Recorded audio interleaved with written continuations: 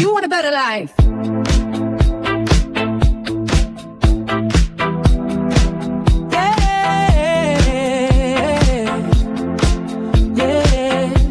Let's make it real. This is a better life. From scars to stars, from pain to bulletproof, to reach a better life. A better life with you. Talking news, pop culture life, love and scandal, heart to the heart.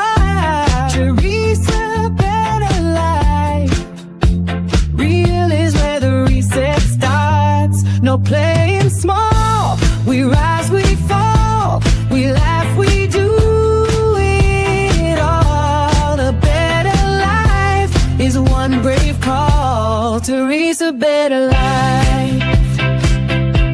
Let's build a better life. Let's build a better life. A better life to reach a better life.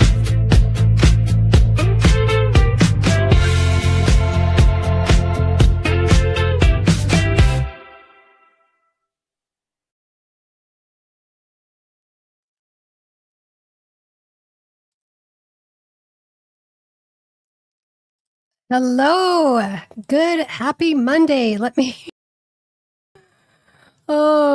happy Monday to everybody. How are you? I need to get my headphone on to make sure I can hear you guys. You get me full nude face today. There is no makeup, guys. There's no makeup today. You get to see it just like it comes, like I was born a lot of years ago, with a bunch of years added to it. Welcome to Teresa Better Live. Please hit the thumbs up on your way in. Hit the heart next to the chat every now and then to let the algorithm know that we are here. Good afternoon, everybody. Maggie, you were here early. Coco, JC, hello. Thank you for being here. I don't know if you guys got the notification.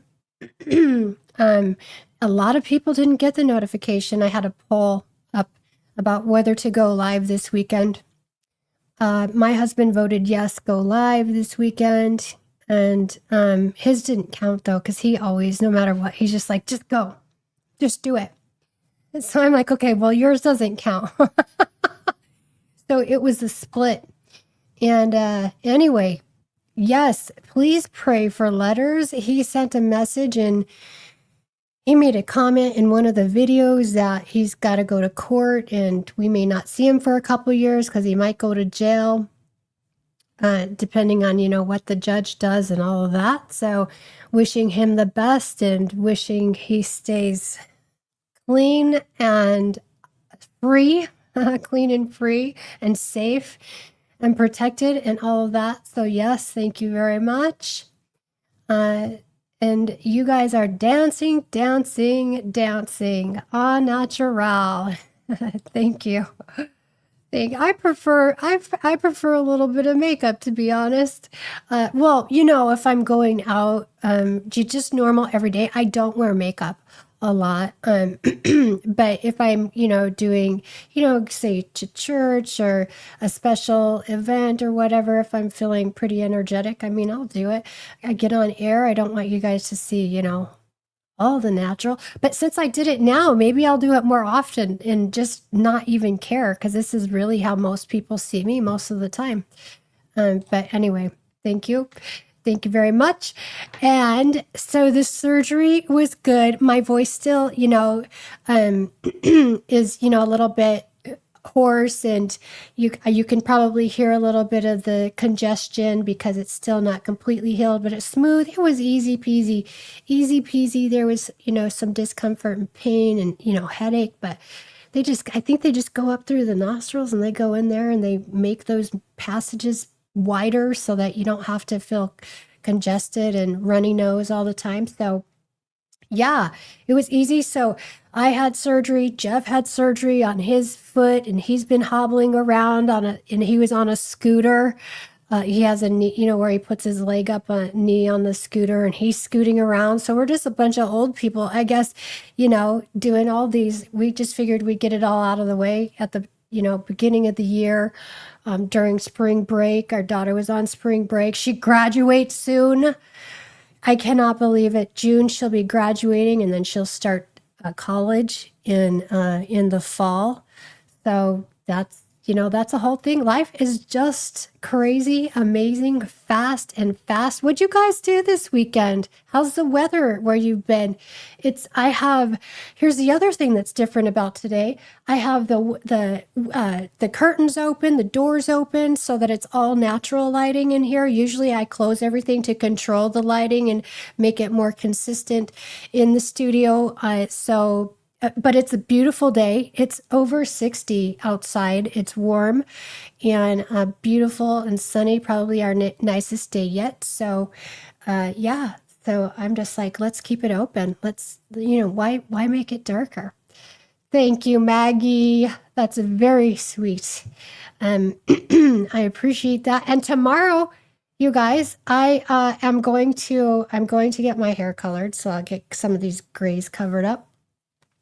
I've been blonde. I've dyed it, bleached it blonde for a lot of years now, and the damage is showing. So what I think I'm going to do tomorrow, if my, my courage holds, is I'm just going to have her, instead of bleaching it down here again, I'm going to have her make me like a mushroom brown. So when you see me tomorrow afternoon, it'll be different. It's like you just get a new Teresa every time we come on here. New everything. It's an overhaul. Oh, goodness. Let's see. Jeff says, tornado watch here today. Oh, there's a tornado watch here? Okay. I did not know. I didn't know. Well, it's too nice for that. It is very humid, though, which I don't mind. Coming from Colorado, that was a dry climate. And so it was kind of nice to get here to have more of the humidity in Wisconsin. Maggie says, I work on the weekends. Today is my Saturday. Happy Saturday. So what are we drinking, Maggie? Is it drinking hour? Is it happy hour yet where you are? I can't remember where you are if we found that out, but yes. What are you having? And I'm having my energy drink for a little bit of pep. And let's see, basic niche. Spent Saturday collecting firewood with the neighbors. Firewood is fun. We have a wood burning fireplace, and I just love the natural wood burning heat. And when I was back in my teens, 19, 20, 21 and all that, we would go and we'd cut wood, and we'd go to the forest, cut down the dead trees, and right then, and use the chainsaw, load up the truck, and then unload it at the house. That's good exercise. And actually, it was quite a bit of fun. Time flew by. And it's so beautiful getting out in the woods, in the fresh air and all that. So, yeah. So hopefully we don't have a tornado. If I climb under the desk, am I supposed to climb under the desk in a tornado? Is that an earthquake? I guess I'm supposed to go to the basement. A good thing my husband probably knows. So, oh my gosh. Okay, did you guys catch Candace's show on Friday? I'm sure you did. And if you didn't watch it on Friday, I'm sure you went back and watched it. That was an amazing. She was at her top peak performance. I loved everything. I loved everything about it. Yes, she went max. She really did. And he deserves it. I have to say, I believe the man deserves it. Let me see. I want to get the back of that out of there. How do I do this? Oh, okay. Anyway, I feel he deserves it. And then, did you see his post about, It looked like he was portraying himself as Jesus. Did you guys see that? Let me. I think she said what a lot of people were saying. Yeah, for sure. Or, thinking, wanting to say all of it. Let me see. in case somebody didn't see it, let me just put it to my computer here and I'll show you. I'm sure the whole world has seen what a cuckoo bean he is. He's a cuckoo bean. Yeah, a lot of people are feeling that. And a lot of people were mad and up in arms about that, including me. I'm like, is there no end? Is there no end to the man's what is it? Pride, ego, whatever. Oh, okay, here it is. Open. Okay, did you guys okay, I gotta remove this. Let's add this. Holy goodness.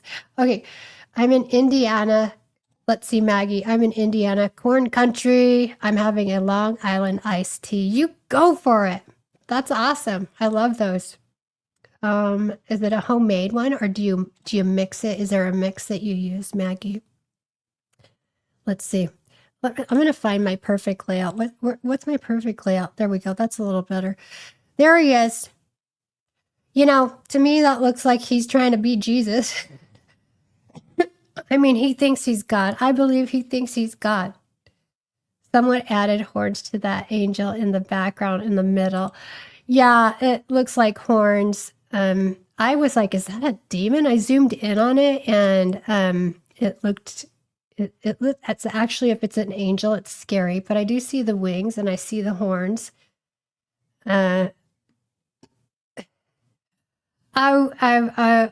Beyond words, although I do have a lot of words, a lot of them.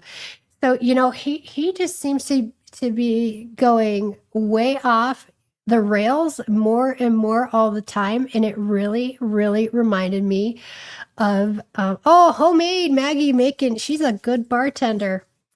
So I'm the bartender here at our house. My husband drinks beers. I like the cocktails. Espresso martini is my favorite and margarita, my favorite. Anyway, so it's just seeing Donald Trump in all his glory like that, of really just showing us again and again who he is. I'm like, I had to start researching because I'm like, I know there are a couple of kings in the Bible who lost it because of disobedience and pride. And in one of them, in the Bible, God talks about giving people, letting sin have their way with them because they're disobedient and unrepentant. And so it reminded me of Nebuchadnezzar, King Nebuchadnezzar. Do you not know that story? So Nebuchadnezzar, back in the day, Nebuchadnezzar II, so he oppressed the Israelites when they were trying to escape Egypt. Him and his family oppressed them and gave them trouble, and God wanted him to stop, and he just wouldn't.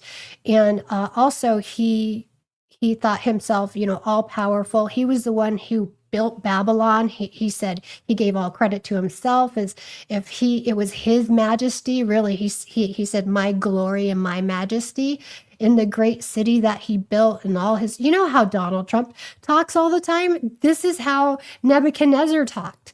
He spoke as if he were the creator himself and the answer for everything. And anyway, so his punishment, because he continued to do that, was that he was driven away from mankind. He was like exiled, like with the wild animals, and he went crazy. He was given, God let him fall into madness. He began eating grass like an ox. His hair grew long. That's the picture that I put on the thumbnail. His nails grew long.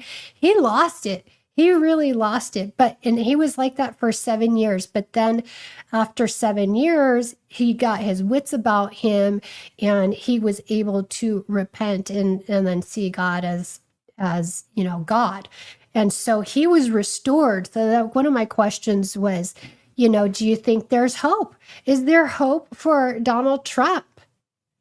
Is he redeemable at this point? A lot of people say no. I don't think it's going to happen, but you never know. You never know. Some people do it, but I don't think so. So then there's King Saul. King Saul in the Bible, King David, who Candace refers, in a dream, she felt like she's king. Oh, no. Charlie called her David. Anyways, she feels like she's David. So David served King Saul, and he was the head of King Saul's army. And then King Saul, he repeatedly disobeyed God. He was not supposed to go into the temple like a priest, and he wasn't supposed to sacrifice things. Like, that was only a priest's job. And King Saul's like, I don't need a priest. I can do it. I'm King Saul. So the Spirit of the Lord departed from him, and then he was tormented by a distressing spirit from the Lord, and it led to bouts of paranoia. I mean, he hunted David. David was his faithful servant, and he hunted after him. And then he'd come back to, sanity. He'd be real lucid, and then he'd all of a sudden go to, paranoia and depression and anyways, violent rages. And so he was driven. He wasn't driven to the wilderness, but he just gave, sin gave way, and he God's like, yeah, I think we're going to have to just let you have, if it's yourself, if you think you're the one, then you go ahead and you think that way, and you're going to see what it's like to live without the Spirit of God. And Saul saw that, and that's what happened, and he never made it back. So he wasn't redeemed. He was in madness, in torment, and all of that, but he didn't ever recover. So Nebuchadnezzar did, and so anyways, let's see what you guys are saying here. Yes, 7 years. There's always hope. Yeah, I mean, I have doubts. I mean, that's the Lord's work, right? Hopefully, who knows? Things, God works in mysterious ways. He does. But unlikely. I mean, he just thinks so, hi, Mad Max. He thinks so highly of himself, and it's really hard. So, sometimes it takes a good dose of humility and humiliation to really let a person see. So anyway, so then today Trump responds because everybody's ticked off about this picture. And so he responded. And do you know what his response was? Somebody asked him, a reporter asked him about it and said, hey, did you really post that? And he's like, yeah, I posted it. He said, I was depicting myself as a doctor. Dr. Trump. Let's go. Let's look at him again. Let's see. Dr. Trump. So he said he was depicting himself as a doctor, like a Red Cross worker, because they support Red Cross.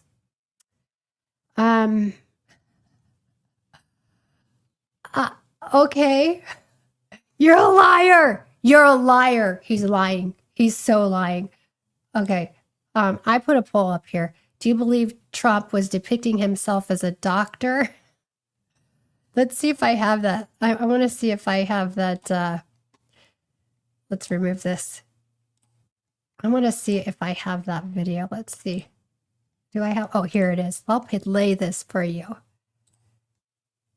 Let me add it to stage. Did you post that picture of yourself depicted as Jesus Christ? Well, it wasn't depicted. It was me. I did post it, and I thought it was me as a doctor, and had to do with Red Cross as a Red Cross worker there, which we support. And only the fake news could come up with that one. So I just heard about it, and I said, how did they come up with that?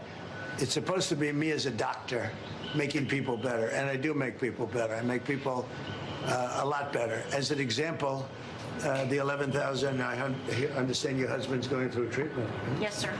Yes, sir. He's He going has through cancer. some very serious cancer treatment, so Yes, sir. this goes a long way. Yes, sir. It sure does. It does. It does. Dr. Trump. Do you think Maybe he always wanted to be a doctor. Maybe he missed his calling. Do you guys see the poll on the screen? Let me see. Can you click on that? I'm just curious. This is the first time I've used this. It's a new feature on StreamYard. It's hilarious. I laughed. I'm like, who does he think believes this? Dr. Trump.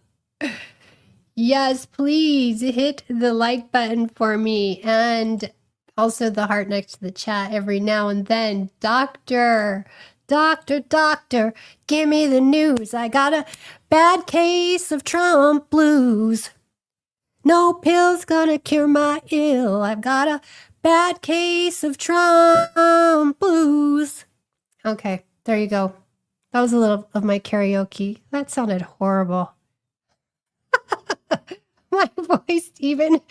Hey, anytime you want me to sing a song, just put it in the chat. I'm taking requests all day, all night. Throw tips in the jar. Nice find. I cannot believe he said that. Oh my gosh. All I can say, pray for Donald Trump. Deleting innocent children doesn't make people better. I know I'm not better. I'm not. Somebody on X had posted that he's done, he's healing America. And I'm like, oh, if this is healing, I'll go back to broken. Please. Teachers make better people. Also, why not dress up as a professor? He is the highest IQ, the highest IQ president, I believe. I mean, it's true. I don't see it. Great voice. Thanks. I just make up random songs. I change the words. The poll didn't show up, so it's on the screen. I can see it on the screen, and I don't see any responses, which is interesting. So I don't know. Why wouldn't that work? Let me see if it's supposed to be working. Am I supposed to do this? Can you see it now? Anyway, okay, well, we'll see. Maybe I didn't do it right. I'm sure it's operator error. I think you got to fill out, I think you have to fill out the poll entirety for it to go live. Oh. Entirely for it to go live. Okay. Okay, yeah, thank you. Well, I had a couple other polls for you, and I guess we're just gonna nix that today. I don't know. You could put 1, 2, or 3. 1 for yes. Do you think he's a doctor? I think I know everybody's answer. 1 for yes, 2 for no, 3 undecided. Oh, we had. Let's see. Mad Max says. Mad Max is Chris from Alley Top Files. If you guys remember him on the other day, we have to fill out all the options. We had trouble with the first poll. Maybe you guys can help me figure that out. 2. Oh, I see some people. Okay, I can see some people have done it now. 2. I see 100% no. Maybe, well, that's weird. I don't know, but cool. I see some people have done it. Right on. So that was that Tim poll. Crazy Tim. He's just as crazy as Trump. Let's go. Let me see this. I'll show you. I'll read you what Tim Pool said. Let's remove, because this cracked me up actually. Share this instead. Is this gonna? Did you post that picture? That's not what I want to do. Oh, here it is. Okay.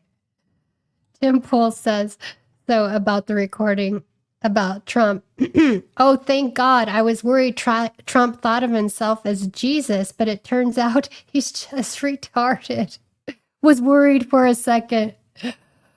Oh, right here. Anyways, crack me up. There's so many. It's fun to get on there and to look at the comments from everybody. It's wild times.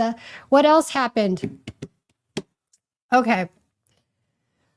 Let's see. I wanted to go over Alley Top Files, they had on their was it Friday? Their show on Friday with some of the new information or new stuff in the pictures. Some of it, it was new to me. As a matter of fact, you guys will see there is some great stuff in here. So if you want to go watch that, it's Alley Top Files. It's last Fridays. They also do a Sunday pastors. I think they talk about the pastors involved with all of this stuff.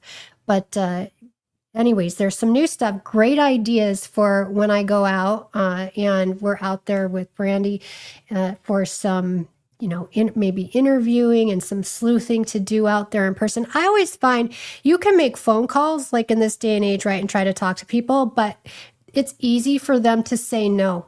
Over the phone, it's easy for them to just ignore you. If you send a message in person, it's a lot harder to say no. So that's still the benefit of being there in person. So let's see. I'm going to take this poll. Let me take this poll off here real quick.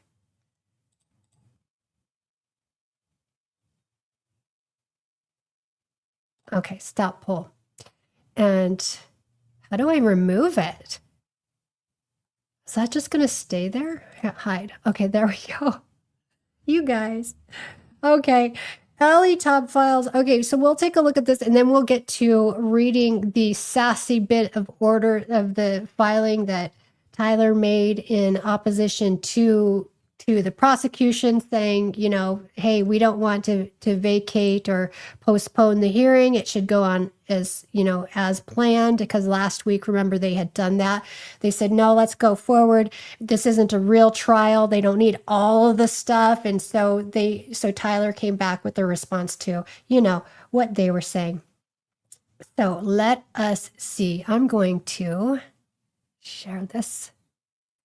Let's see, share screen. So yes, they get a little bit sassy on there sometimes. I scanned it and I always try to, I want to go live with you guys and do it as with you so that we're just reacting and learning together and finding all the information together. But as I scanned it, I saw the sassy bits and I was like, okay, cool. We got to read this. Anyway, okay, so here we are.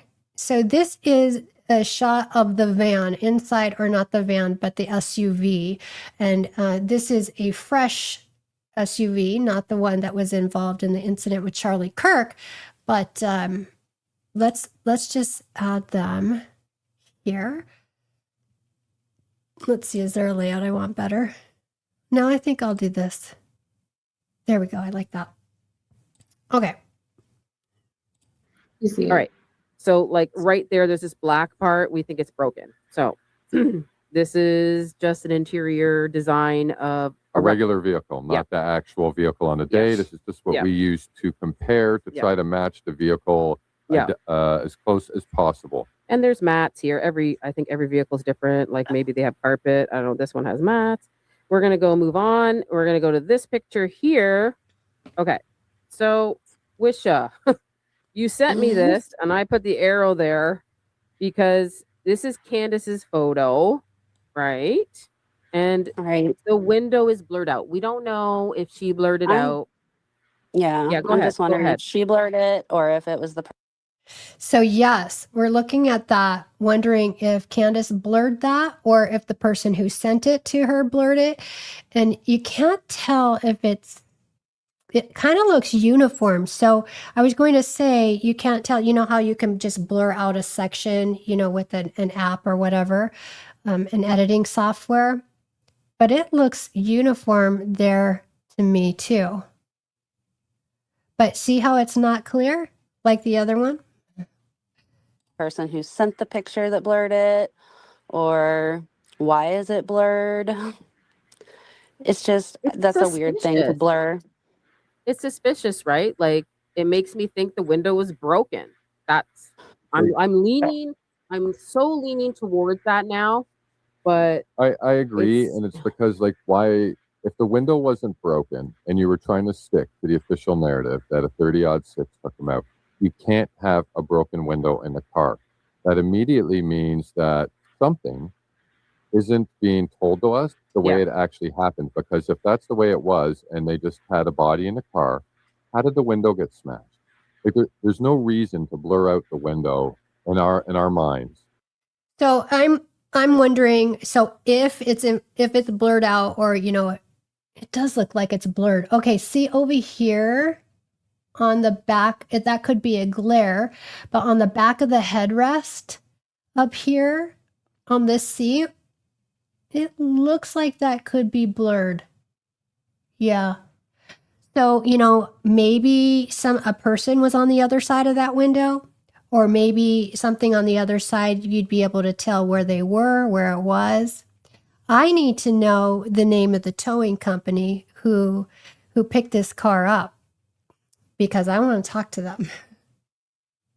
Yeah. Unless there was something wrong with the window, like maybe it wasn't there anymore. Yeah. Yeah. Yeah, well, there's more. Like there's not.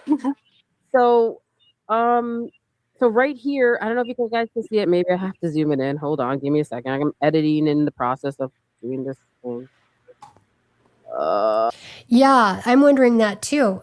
Maybe somebody who worked there, but you wouldn't think it's law enforcement. I mean, of course, you do have people who want to, they can't really do it, or they lose their job, so they have to do it in secret. Let me take this banner off. It's bothering me. Okay. Yeah. Let's see. Where are we going with this? I don't know if they can see it. Hold on.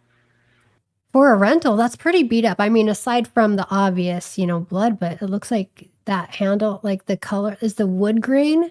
It's black in one area, like it's washed out, or is that the way it's supposed to be? Like two-tone like that. I mean, why is it doing that? Hold on. See how it's black? I'll move it up. And then wood grain? All right. Is that better? Can you see that? I need to know the rental company too. All right. Right here. I showed you the other picture. It definitely just looks beat up. It looks broken right here. And maybe that piece is right here as well. I mean, possibly. I want my money back. If you rent me a car like that, I want my money back, please. Don't know. Yeah. I don't know what you see, Tornado Alley, but me and Wisha. Yeah, I mean, it's definitely broken. The only problem is Okay, so now I'm going to forward to this other part. So, and then they pointed out here that Candace had cropped this out here, so we don't know the reason for doing that. Was this part of a text? You see this black spot right here? I wonder what that was. So anyways, that was that. But here's the other thing. These of what they could have done to subdue him, maybe, possibly. Yeah. All right, we're gonna get into this photo really quick, okay? I don't want to be gory or anything, but Wisha, you did say this. You pointed this out to me. On this part of the picture here, this is where I turned the photo around.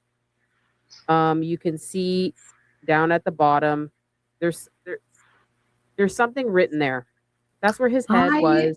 I love that you brought this out. Sorry. I thought I saw writing there too. I just thought I saw writing there too. And then I was like, does it say Charlie Kirk? Like I couldn't make it out though, but I thought I was crazy until I flipped it. And then I was like, does that say R-I-C? Like, was he trying to write Rick? That is so crazy. You saw that. We can get into that because when people have their last moments on this earth, they do write the person that's killing them. I love that she put this part in. Whatever they can in that moment. I have a little article here. It is a thing. It gave me goosebumps because there's so many different. I can bring up so many different articles of people that have been murdered and they're on their last breath.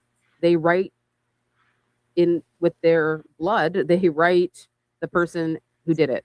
They try to write the name or a hint, and you know, this goes all the way back to as far as even Jack the Ripper. Yep. His a bunch of his victims were found with half letters or half words on walls. This is something that's not new. This is something that's been going on for a very long time from victims with their last breath. And I think Charlie would have done that. He's smart enough to do that, you know. It just gives me goosebumps. That's what it is, but No. Just a thought. Oh, It's all allegedly. We don't know. I'm just Yeah, who was it in the comments? Was it Cisco or was it Niche saying that there would have been broken pieces of window? That's a good point. Probably would have been some glasses, and all we see are these little pieces, the black ones. I wonder. Well, what if the windows were tinted? Were the windows tinted? Anyways, I don't know if it would look different when it's broken if it's tinted windows. But that was a good point. Yeah, same. It's chilling to think that he may have been trying to give a hint, you know, there. The possibility of that. Rick. Okay, let's see.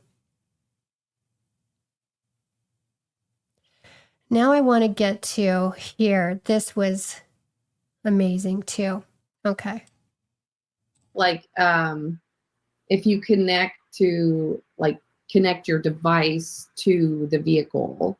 So there's usually multiple profiles every time I rent a vehicle. And, you know, I'm not saying it is that, but I'm saying it could be a big nothing burger. Because that happens. It could be nothing. It just says Christopher's phone. I don't know who Christopher is, and it's not you. No, it ain't me. Because he's Christopher. But no, we don't know what it is. I just wanted to show that.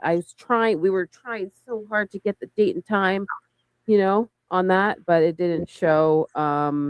It had like it had different things here. It didn't have the date or time. It has something else there. Right in this spot tinted. right here. It has so they are else. tinted. So it didn't have the date or time. So if anybody knows an individual by the name of Chris who could potentially be working with the security team, please forward that information along. If it turns out that we can't find anybody like that, then I'm tending to lean towards potentially what Ali just said. It was a leftover save file or saved option on it. But I think that's worth checking out to see if they would know anybody with the name Christopher, and see if there was any reason for them to contact that person on the way into UVU on that day. All right, I'm moving on. I'm going to get into a video, but how to present it is going to be tough because YouTube is weird. Okay, so I don't know if you guys can see all this, but I'm going to explain it, and then I'm going to show the video in slow-mo. All right, go look there. It could be a better picture, and you can zoom in better. Everybody probably seen this video of them putting Charlie into the vehicle.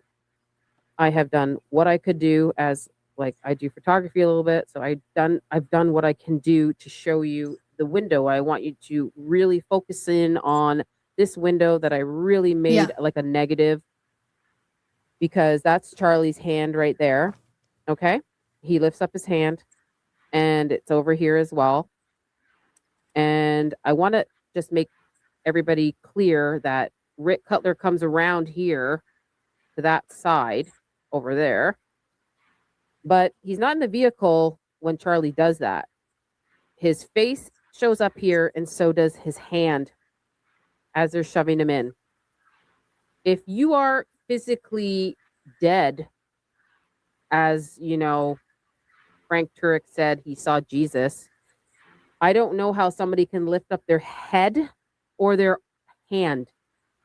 So this is significant. This is kind of our bombshell tonight because his hand is lifted up, and I will show you a picture of Charlie's head as well. And it seems like over here in the distance, Rick Cutler comes there, and he has something in his hand. We can't clearly tell what it is. We think it's a taser. We don't know. Allegedly. We don't know, but he has right here. Ooh, that reminds me. I'll bring it up in clear. They have another good point in this. I forgot. A clear picture in a moment. In a moment, everyone. Right here, they're shoving him in. Rick Cutler runs around, opens the door. He's right here. Charlie, his head comes up. Before Rick Cutler gets in the car, he has something in his hand. Okay?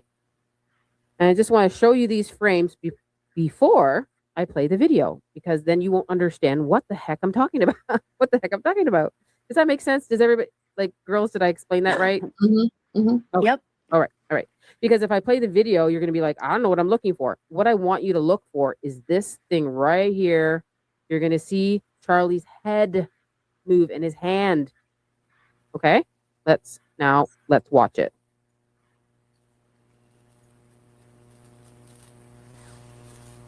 Here we go. His head's going to pop up. 5, 4, 3, 2, Right 1. there. There. Did you guys see it? 3, 2, 1. Do you see anybody in the chat? Yep. Do you see that?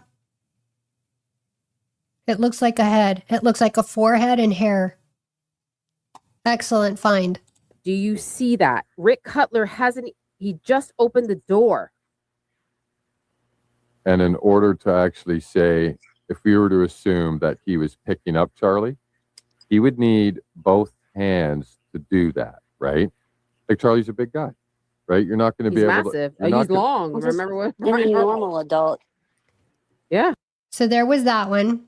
So you can go check out all their video. In fact, there was somebody in this stream who we were talking about there was a cleanup vehicle there on UVU when this happened. And somebody in the chat said they live in Utah. And so they went to the business location of where this van was and took a picture. This was happening live. He went and traveled. But check this out, you guys. Check this out here. This was. Hold on. Playing it. Yeah, we'll let it come back. This is also on your Either X a page, white right? hand or a white shoe. I'm not sure which. So in previous videos and assertions, as Ali believes, it looks like that Charlie Kirk has taser marks. There's 4 like dots. It looked like it could be taser marks on his arm, or lower part of his arm. So this was kind of crazy. Oh, over there. Mm-hmm. Hmm. I think it showed it better in that. Like, Let me see. Okay. Let's get a little closer. Yeah. And like I said in the beginning, it doesn't take much to stop a door from closing. It could just been a sleeve of a shirt, you know, a cuff of a pant leg, and the door would appear to be closed, but not be closed. Yeah. Okay, I'm moving on because this is the thing. This is the thing, Wisha. So, Tornado Alley, like, she showed me this, and apparently, like, allegedly, a lot of them were wearing this that day. Allegedly, I don't know. They're called taser pens. So, it's a thing. They look like. Yeah, I've heard basic niche. I've heard people say that before, and to me, it looked too uniform.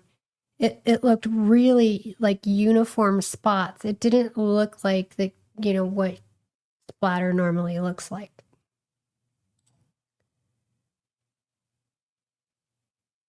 Has anyone tried to find out who the EMT guys are? It would be interesting to hear their thoughts. That would be amazing. And as a matter of fact, maybe that's another good area we can probe over there.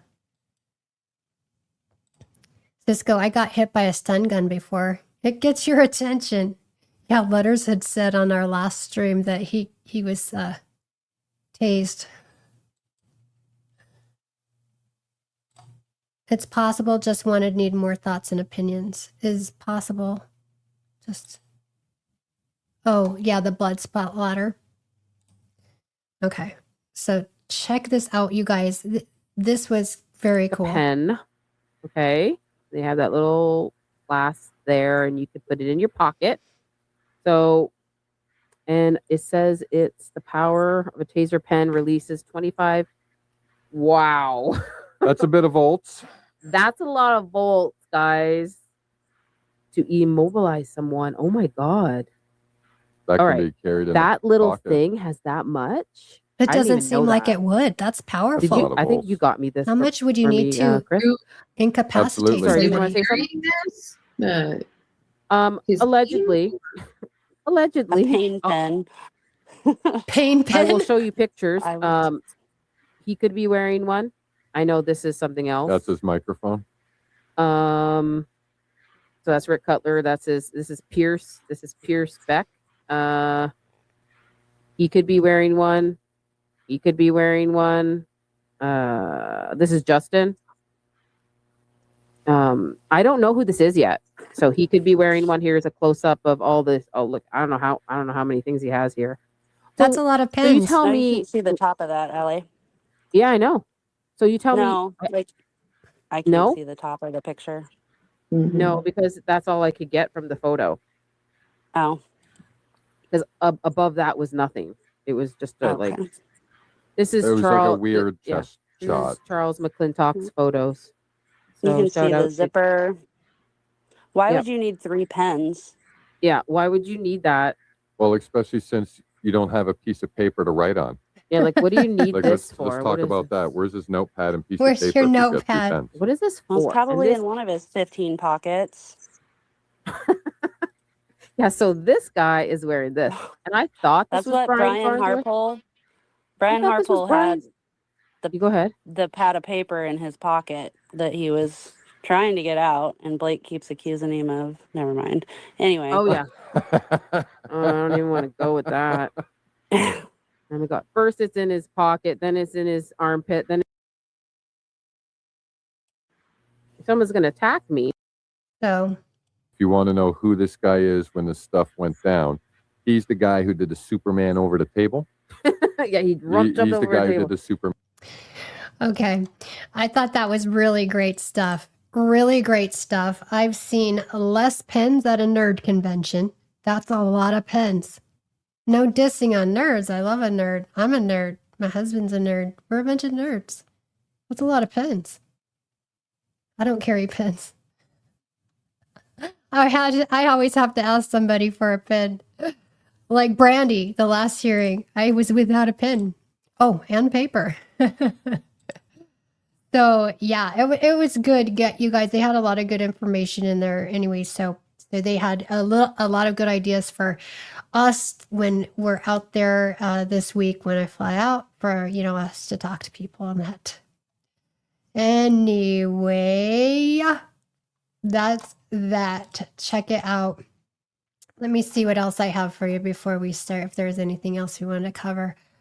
Let's see. That was Allie Top Files. John Bray has a new analysis. Now, see, last time he was on, he was supposed to share that analysis with us. I had teased that he had new analysis for us. And so he was going to share that. But what happened is it didn't get completely finished, and he didn't have the picture or the video, blurred into a stage where he could share it with us without YouTube getting mad at us. So he didn't want to do that. I could tell, I knew something was going on, so I didn't want to, bring it up to him. But so he said, so he released his new findings on X, and so I gave him a text. I'm like, hey, was that what you were going to share? He can't come on this week, but he's talking about maybe next week coming on and being able to share that with us. Long story short, and in a way that I can understand, or that I understand it, and I can't explain in detail. So just an overview is that he has several videos. He's got really great videos, as he talked about last time on the stream. If you missed it, go look at the one with John Bray, please. It was a really good episode. That's the one Allie Top Files was on too. So he talks about now he had an added file, an added video that isolated sound better. There was 3 sounds. So he's saying there's 2 sounds that sound more like, smaller gunshot sounds coming from different directions at UVU. And then there's the big bang, more of an explosion sound that's coming from right at the tent. that analysis could support the theory, the exploding microphone theory that we have all been talking about, necklace theory. I know there's great debate about that. I don't know, how important all that is. I mean, obviously for finding who did it and all that, it's important, but for the sake of being able to prove that Tyler Robinson was not a lone shooter, he wasn't acting alone, this is amazing. It's on X. If you're on X, you can go take a look. I'm planning on seeing if we can get John here next week so we can talk about it further. Exciting stuff, really exciting stuff. So let's see. That was funny, Teresa the nerd. So excited for you on ground journalism. On the ground journalism, cannot wait. Did you see Candace's post that phones that were identified around the shooting were at? Yes, I saw that. Yep, with Vance. They were like, those same phones showed up. Yeah, I did. I wonder if she'll talk more about that today. I wonder what today's show will bring. Okay, John added the shotgun mic issue to his theory update. Think we talked about it on the show. Yes, exactly. Mad Max, that was a good show. Please go watch that show with Teresa and Brandy and John Bray. So that's some news that I have for you there. Other updates, I'll tell you, I spent hours listening to telephone calls on, or like a group chats or group conversation on X, on Spaces. I don't know. They spend hours talking about this. You guys, did you know, like, a bunch of researchers and creators and reporters and journalists get on and talk, and they go for hours, like marathons. I hang in there as long as I can just to, see what I can learn. But here's something that we're all talking as a community of doing. So there's been the idea put forth to kick off a petition to petition the defense attorneys and or the judge to do a second autopsy, given there's still a body. I have great doubts that there's still a body, that they'd be able to do that. So, but there's talk of getting a petition together. It's too, they were saying it, and there's an attorney on there too. They're saying that it is, and I agree, too early in the process to do that right now. And I'm guessing, we'll see how good the defense is, if that's even something that they bring up to do. But a petition is something that is a possibility hanging out there for us in the future for another autopsy, because we don't believe what we've been told. And who knows, maybe they have a full autopsy report and that'll come out. We'll see. There was also somebody in the chat or in the conversation. Her name's Lisa Logan. I'm trying to connect with her, but she thinks, she's undecided about what happened that day. She thinks that there's a possibility that the Be Better Together, it's a group, supporting trans rights and all of that, that they could have been involved in this. She's a researcher. She does a lot of work. I just learned about her on this call. But there's allegedly pictures of Tyler and Lance in photos with people who run this organization. So, that theory, people, I hear less about that because I'm over here in this community talking more along these lines. But I think it's good to listen to all of it, right? And to take everything into consideration. I think that's a smart thing to do. But she thinks that it's possible that the UVU chapter was infiltrated by some, movements that aren't necessarily in line with what, TPUSA wanted. So that was an interesting conversation. Let's see. I think I heard that extreme with lots of investigators. It went too deep. Yeah, it goes deep. It goes deep. They really put in a lot of time. Great idea, but agree, we don't know where the body is. Yeah. And let's see. So that's Lisa Logan. And I think that's all the updates there. Let's get into reading this sassy letter. Anyway. Oh, and by the way, the prosecution, you know how the defense we read last week, the defense had wanted the prosecuting attorneys to turn over all correspondence, telephone calls, emails, texts, meetings with journalists that the prosecutors may have had, and I'm guessing influencers, anybody. They wanted all of that turned over as evidence. The prosecution came back and said, no, because that's not related to the case. You get information that's directly related to the case in your defense, of the charge of murder that Tyler committed, not this other thing that they're going back on and forth on with allowing, cameras, photos, journalists in there or not. So the prosecution came back and said, no, we're still waiting on rulings on that. Also, it was they had asked the judge to close this hearing coming up on Friday. The judge said he would rule on that. So I don't know if he plans on ruling that day and telling us, or if he's going to let us know in advance. It'd be great to know in advance, so we can sort of plan. But anyway, that's that part of it. And up to stage. Here we go. Let me see, is this what I want to do? Or do I want to do this? I think I wanted to do something else. Share this tab instead. Okay. Hold on. Oh, okay, guys. We don't want to cooperate with me today, do we? Okay, shared. Hold on. I had this loaded and it did the same thing. It kicked me out. So, oh no. I just clicked out for crying out loud. Okay. I just wonder. I don't know how you guys, how well you can see that. Let me see. I'd really, bear with me, guys. I'm wanting to do this.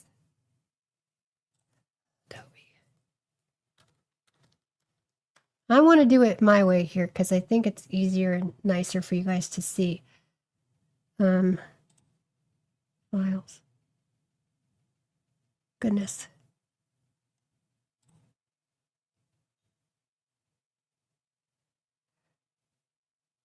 Let me see how I can add this real quick. Sorry about that. Bear with me. Darny darn.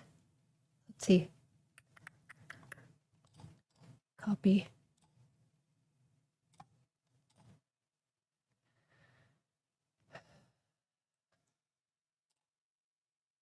Frustrating. My file shared with you.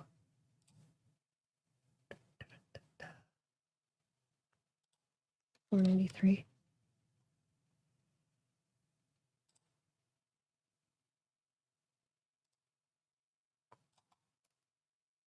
Interesting how it was there beforehand and now it doesn't want to be.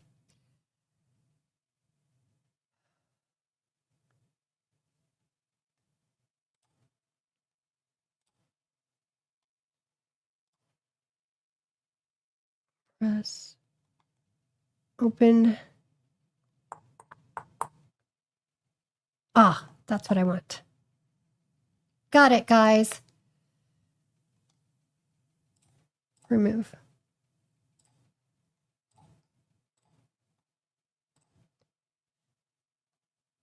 And this is it.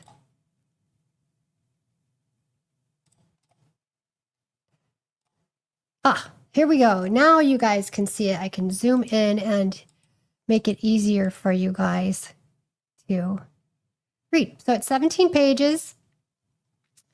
These are just all the attorneys. So this is Tyler's reply in support of the motion to vacate and continue the case. Okay. Defendant Tyler Robinson by and through his counsel, blah, blah, blah. Okay, so they're just saying, this is what we're asking for. Please consider. And here's our reply. The United States Constitution, the Utah Constitution. I want to keep track of the time. Hold on, guys. When did Candace announce yet? Let's make sure so I know how much time we have. 4:45. Okay, we might be able to get through this. All right. Let's go back. Okay. Okay. So we're compelling the court to continue Mr. Robinson's preliminary hearing until the prosecution complies with its discovery obligations. And so this is one of the things is last week there's, the defense is saying we don't have all the information, and the prosecution is saying, yeah, we don't either. So too bad. We gave you what we have. And so anyways, so it needs to comply with the obligations with respect to the forensic evidence. It seeks to superficially preview this court through the admission of certain expert reports. As explained below, the state's assertion that these reports are admissible before the underlying data upon which they rely has been produced and meaningfully evaluated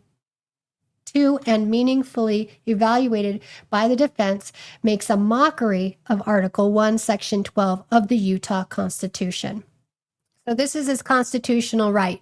In a preliminary hearing, if they're making assertions, then the defense needs to have all of that information, not just what they say, but they want the reports and they want to bring in their experts because this is essential to his defense and proving if they even have enough evidence to hold Tyler. They've already held him this long. So, okay. So, that these reports are the Constitution, so the Utah Constitution. Admission of these reports pursuant to Utah Rule of Evidence under the current conditions clearly violates the Eighth Amendment's requirement of heightened reliability. So when there is a death penalty at stake, that means the prosecution has more to prove than even in a normal case, and they need to make extra sure that the studies and the reports are reliable, and the experts are reliable, and the methods that they're using are reliable in all aspects of a capital proceeding, as well as Mr. Robinson's right to due process. So the onus is more on the prosecution to give more to the defense so that they can, look through it and do all the things. It's a capital case. I mean, somebody's life is at stake, which is why we're all here. I don't think any of us disagrees that Tyler was involved in some way. What we're disagreeing with was, did he act alone? And was it his actions that caused that directly? Charlie Kirk's death. Let me see what y'all are saying here. Hey, fearlessly, that's the letter time. I feel like I'm uber late, but once again, no freaking alerts. I'm sorry, that stinks. Do you have all alerts? Maybe, I don't know. Sometimes I have to delete an app and then reinstall it. But we just started reading this, but go back and watch the beginning. It's pretty cool. We talk about Alley Top Files, their Friday live. It was good. Okay. So moreover, the Utah Supreme Court 2020 decision and state. So this is case history that they're quoting. And they're saying it's inapplicable here because the prosecuting team, wanted to use that. And they're like, this doesn't apply here. Okay. Mr. Robinson does not seek, so this is about what they're saying, this decision with the state versus Lopez. So they're saying he's not seeking additional testimony from a victim, let alone a victim in an alleged sex offense case. So they use something from a sex offense case. This is completely different. It's not apples to apples, guys. Okay. As to whom the defendant could make no showing that her testimony would defeat a showing of probable cause. Okay. Even if that test were to apply here, the state's failure to obtain from its federal partners, He's like, they're federal partners, like they're working in coordination. Anyways, the DNA data and other files upon which most of the expert reports are based makes it impossible for Mr. Robinson to engage in the forensic analysis, which must be done before that showing can be made. He's like, you can't show that without giving us all the information. And if we don't have all the information, too bad. So anyways, the state does not dispute that it has not produced the data files, the FBI case file, and other forensic materials requested by Mr. Robinson. It asserts incorrectly that the preliminary hearing can proceed, including the receipt into evidence of reports based upon the FBI and ATF analysis, without Mr. Robinson having had any opportunity to evaluate the underlying data. The methodologies, so they are bringing into question the methodologies. That's good. Deployed by the federally employed, they're federal employees. Bias. And alleged, and the conclusion of those examiners. Additionally, the state's suggestion that the court should refrain from considering Mr. Robinson's motion to continue until after it has seen the state's evidentiary presentation puts to quote the state, the cart before the horse. So yeah, that's what the state said. They're putting the cart before the horse, and they're actually not. They have a right to ask them to prove that they have cause to continue to hold Tyler. Mr. Robinson has a right to cross-examine witnesses in the preliminary hearing and to present his own witnesses. Expert reports cannot be cross-examined. He also has the right to present evidence. He cannot present evidence related to those expert reports without having had access to and a meaningful period time to review the discovery upon which those experts are based. Moreover, since according to Mr. Robinson's experts, a significant period of time is needed to review the data and case files not yet received. So last week when we were talking about it, they're saying they need at least, I can't remember what it was, like 6 weeks to months to be able to really go through all of this and do their own analysis. Not yet received, possibly as much as 6 months. The notion of beginning and then suspending the preliminary hearing for that period of time accomplishes nothing than to place this case in suspended animation mid-hearing. Okay, so then this little footnote about the case that they quoted up there. Mr. Robinson said does not need this court to issue a subpoena to compel Mr. Robinson's forensic experts to testify. Moreover, this court does not have the authority to compel the forensic examiners to testify, although Mr. Robinson has requested that the FBI and ATF authorize them to do so. While the FBI has engaged in discussion about that request, it is yet not decided. So after the court hearing last month, they were supposed to have a meeting that weekend with the FBI and ATF about this discovery, and they still haven't produced it. Could it be they don't have it? Could it be they're making it up? I don't know. Allegedly, maybe so.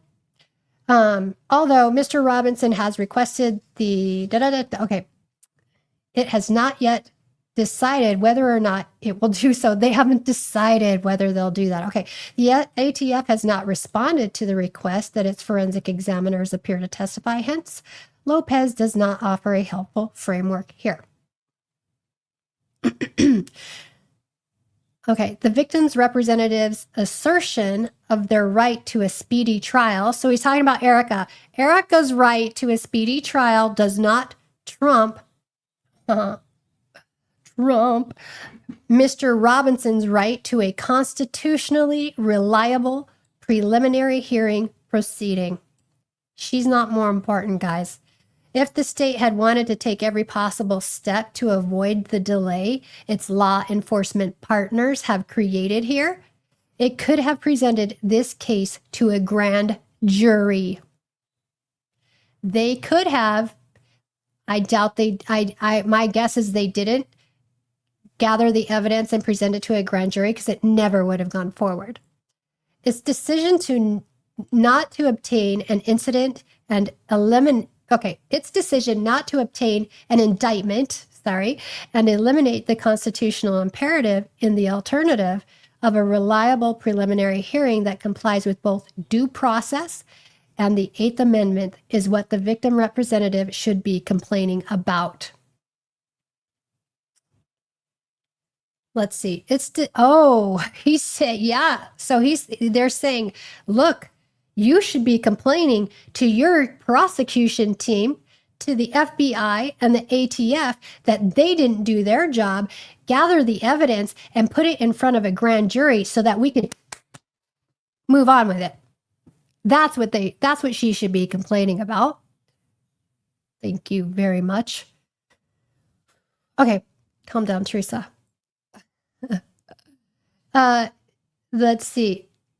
Preliminary hearing that complies with due process of the Eighth Amendment is what the victim should be complaining about, not Mr. Robinson's invocation of his right of data, which underlying much of the potentially most important and contested evidence in this case. So he's saying there is contested evidence that they know of. So we already know that. That's a little hint. The state's attempts to wash its hands of the unexplained delays in the FBI's production to the Utah County Attorney's Office of data in their possession since September 2025. The state's argument is an attempt to distance itself from its law enforcement partner, the FBI. This effort at distancing should be rejected by this court for exactly what it is, an effort to hold Mr. Robinson to answer a capital charge based in large part on DNA evidence without first providing him with that evidence. When this court announced in December that no party would be prejudiced by the setting of this preliminary hearing, so remember, the defense reminded the judge, hey, you said we didn't have to stick to this, we could change it. So anyways, they're reminding him of that again, that it was tentative. The state and the FBI were on notice that if they did not timely comply with their discovery obligations in a manner which permits Mr. Robinson to testify to test the reliability of its forensic evidence, there would be a continuance. So it's already been said. Judge already said it. The state now seeks to do exactly what it knew then it could not. Notably, the state makes no excuses for the FBI's failure to produce its data and case files, presumably because there are no legitimate excuses. Given the FBI's broad and continuing involvement in this case, as the detailed discovery index lodged with the court demonstrates, its failure to produce these DNA-related materials shocks the conscience. The state attempts to write it off as if Mr. Robinson were pursuing the highly dubious tragedy of intimidation of the victim in Lopez. There's no place here for that analogy. The court should grant Mr. Robinson's motion and vacate the preliminary hearing until the missing DNA-related discovery has been produced and Mr. Robinson has had a reasonable and meaningful time to review it. Now that the state has produced to Mr. Robinson its witness and exhibit list, the only other alternative is to preclude the state from presenting any expert reports through rule blah, blah, blah, blah, as to which Mr. Robinson has not yet received and had a meaningful opportunity to evaluate the underlying data. This is the moment that calls out for aggressive case management that protects Mr. Robinson's constitutional right. Mr. Robinson's motion is an effort to protect those rights, and the state's response is to deny the motion or at most to ignore it until later. That response should be swiftly rejected by this court. Let's see what you guys are saying. Jamie's here. Hello. Mark's here. Hey, Mark. I heard the NE waste has evidence that proves Tyler is innocent. JK tricked you into saying any. Oh, that's so funny. Oh, how many times? We should count. We should have an anyways jar. Fearless Maggie, good to see you both. Erica hasn't even shown up to any of the hearings. She's too busy building. I'm building. Stop. That's it. That's all I have to say. Stop. The DNA evidence can be falsely placed on objects very, very easily. Yes. Hello, Hope. Yes, it can.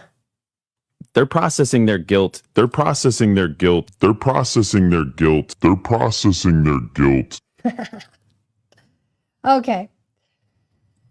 Okay, 1. Mr. Robinson's request for additional time to allow counsel to render effective assistance of counsel is not unusual, and the state's suggestion is that the preliminary hearing proceed without this allowance is a constructive denial of Mr. Robinson's right under the 6th and 8th Amendments and the Utah Constitution, Article 1, Section 12. There's nothing unusual about Mr. Robinson's request to continue the preliminary hearing in order for counsel to receive and have the opportunity to review the discovery. The defense believes in good faith is necessary to provide effective assistance of counsel to Mr. Robinson at the preliminary hearing.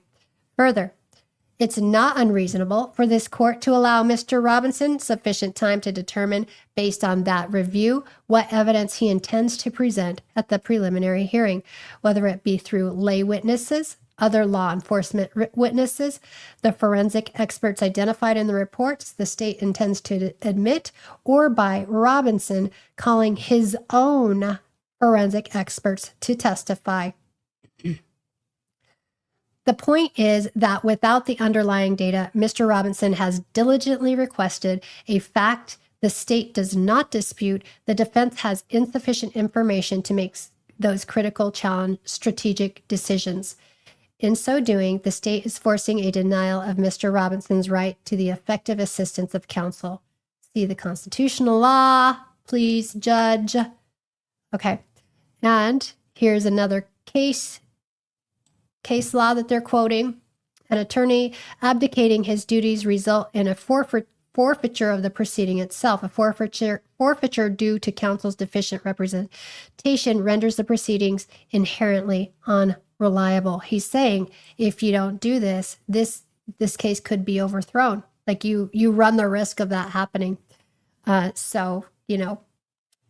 Anyways, as stated in the lodestar for ineffective assistance of counsel claims, and therefore the inverse guiding trial counsel on the effective assistance of counsel, another case law that they're quoting, the right to counsel plays a crucial role in the adversarial system embodied in the 6th Amendment, since access to counsel skill and knowledge is necessary to accord defendants the ample opportunity to meet the case of the prosecution to which they are entitled.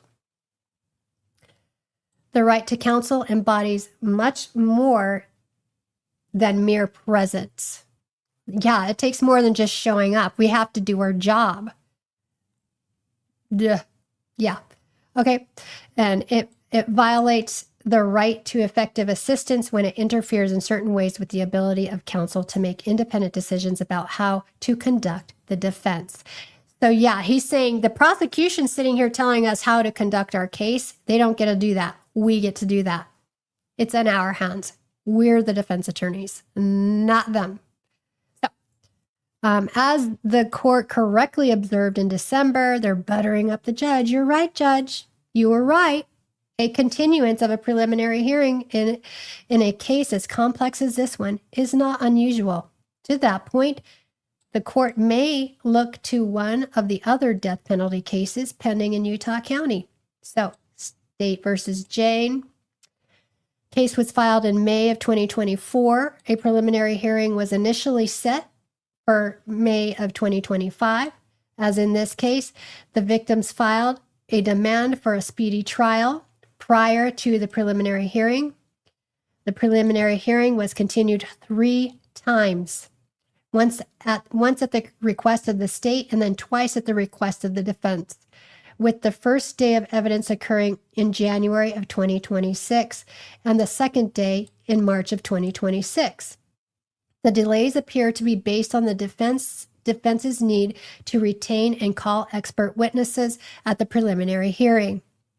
While the facts and circumstances of Mr. Robinson's case are different, his constitutional rights are not. Bam.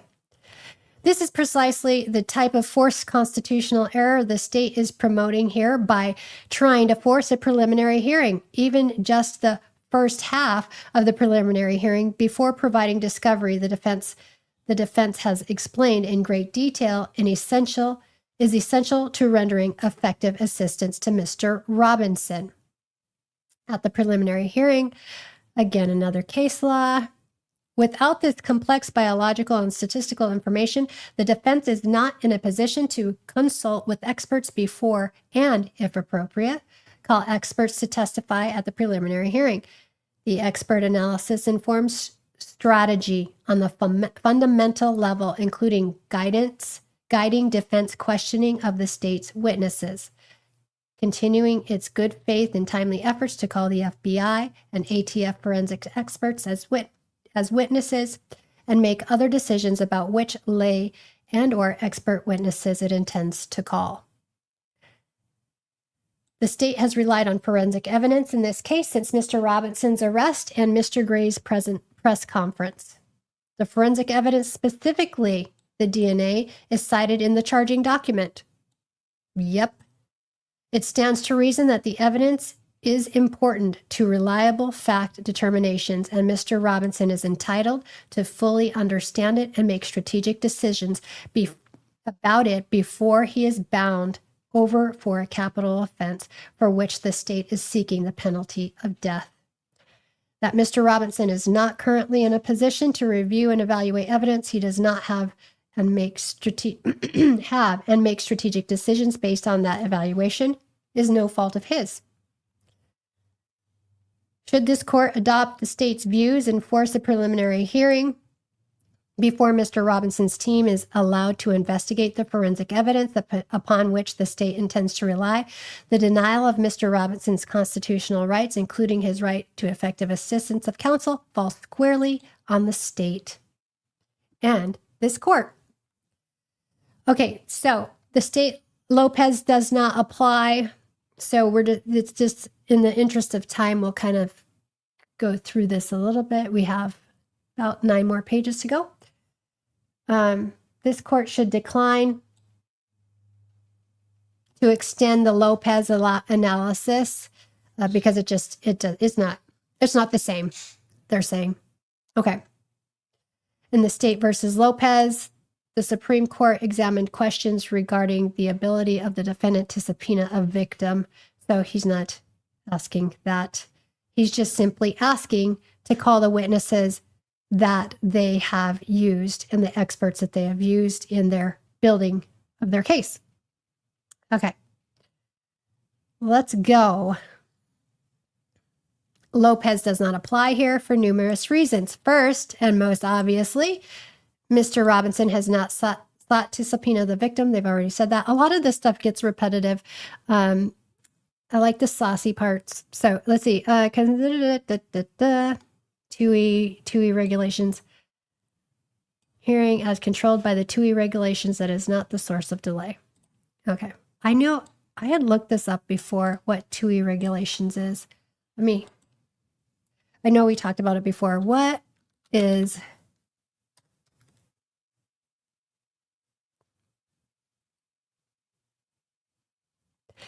the TUI regulation empower federal agencies to control how their employees testify or produce documents in legal proceedings, especially when the government is not a party.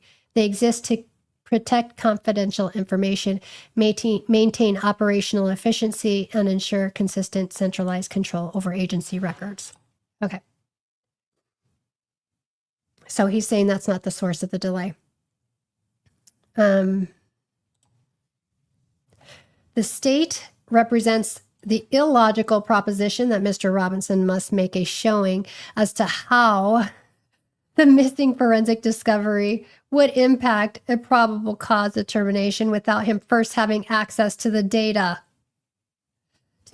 To even have this discussion, Mr. Robinson needs the discovery and reasonable opportunity for his experts to review it. Third, Lopez does nothing to inform the ultimate issue, whether Mr. Robinson should receive a continuance in order to obtain the very narrow class of discovery the defense has determined is necessary. So he's saying this isn't broad. They're not asking for a bunch of stuff. It's pretty narrow. They've got a few things. They need to give it all to us. So it's a narrow class of discovery the defense has determined is necessary to ensure both effective assistance of counsel at the reliability in the preliminary hearing proceeding. Finally, the state's efforts to somehow make Lopez a case in no way addressing a motion to continue more applicable to these circumstances than the case cited to by Mr. Robinson. A case examining a motion to continue to obtain counsel is altogether unavailing. He says it's laughable.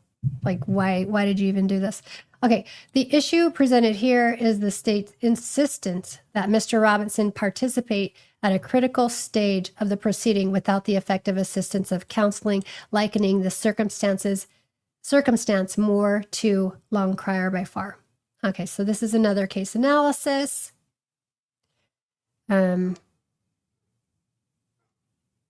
If the state's to proceed it as it proposes, okay, if Rule 1102b4 permits the state to proceed as it proposes, where the underlying data and data files in the possession of the prosecution's team law enforcement partners have not been produced to Mr. Robinson, then Rule 1102b4 violates Mr. Robinson's constitutional rights to due process, to the effective assistance of counsel, and to heightened reliability in a capital case in critical stages of his criminal proceeding, which may ultimately result in a sentence of death.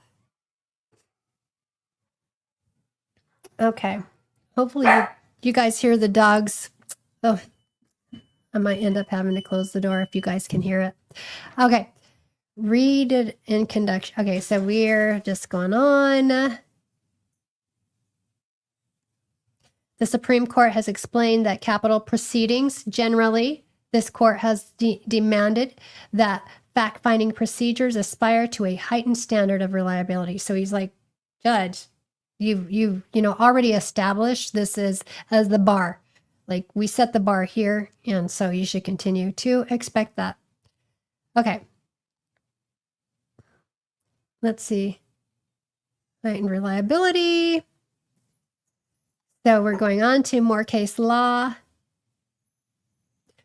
Here we go. Since Mr. Robinson is only exposed to a potential sentence of death if this court makes certain findings in this preliminary hearing based upon evidence that it, and not the state, finds reliable, the state's approach here sanctions a preliminary hearing without any meaningful adversarial testing of a significant portion of evidence it intends to proffer. Okay, so then he's just talking more about case law. Okay, clearly there is no procedural or evidentiary rule or rush to judgment or media-driven confusion which justifies denial of these constitutional rights. Under the status quo, in this case, as the status of the forensic evidence, admission of the forensic reports at issue and reliance by this court upon them would violate Mr. Robinson's rights. Okay, and the state's interpretation of its constitutional and rule-based discovery obligations is incorrect. The state is responsible for seeking out and providing what is known and requested. So I think the state is saying, hey, we don't even know it. We don't have it. So, we're still going forward. So you should go forward. And they're saying, no, it doesn't work. It doesn't work like that. Oh, Cisco said, I saw Erica made another media appearance and again said people who are asking questions are evil, but she still prays for their souls with her evil eyes. Evil eyes. Yeah. Cray. I think I said, was that the one with where she had the baseball cap on when she was talking about all that? She says she doesn't pay attention. She pays attention. She's lying. Okay.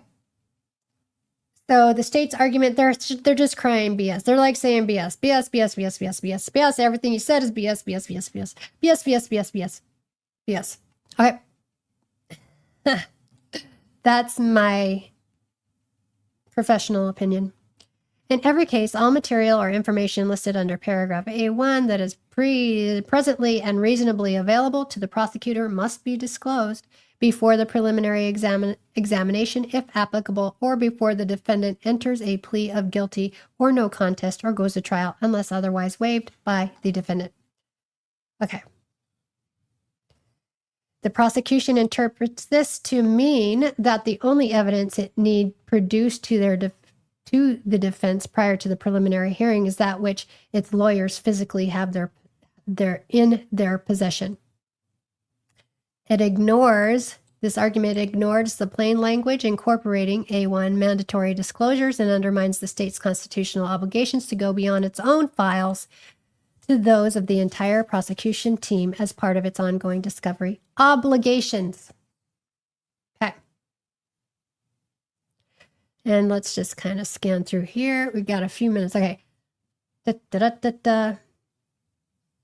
Mr. Robinson has never argued, as the state suggests, that discovery must be complete before the preliminary hearing.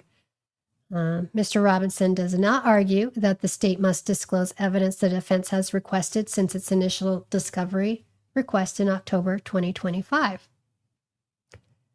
Oh, Mr.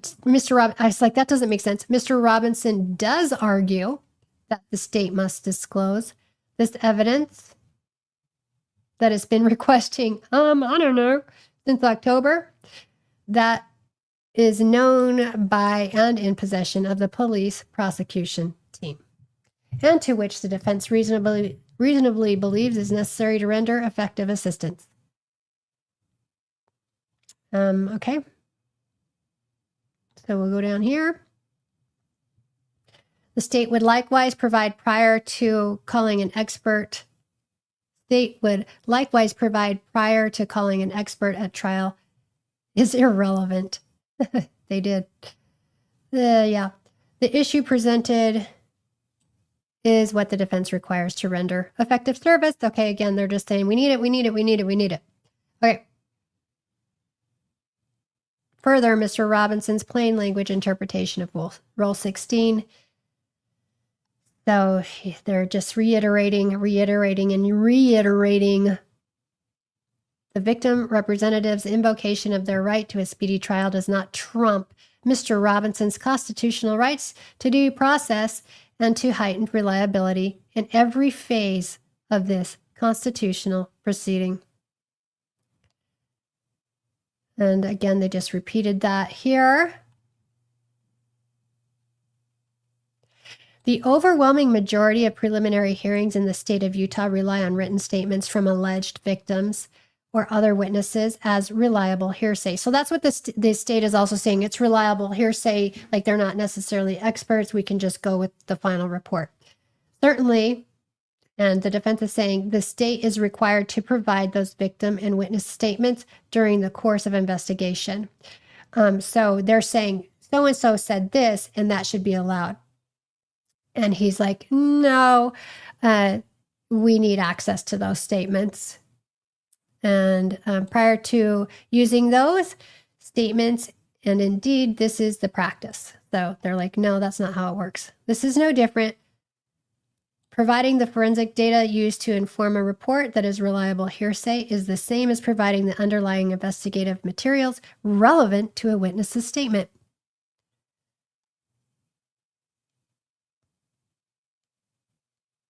Okay. Respectfully, the victim's right to a speedy disposition of this case cannot supersede Mr. Robinson's rights to a hearing Okay, so the conclusion. The motion should be granted. It has been 3 weeks since Mr. Robinson filed his motion and almost a month since he informed this court that he would be so moving. The state has offered no explanation over this period of time as to why the missing forensic data and reports have not been produced, nor has it promised when those deficiencies will be remedied.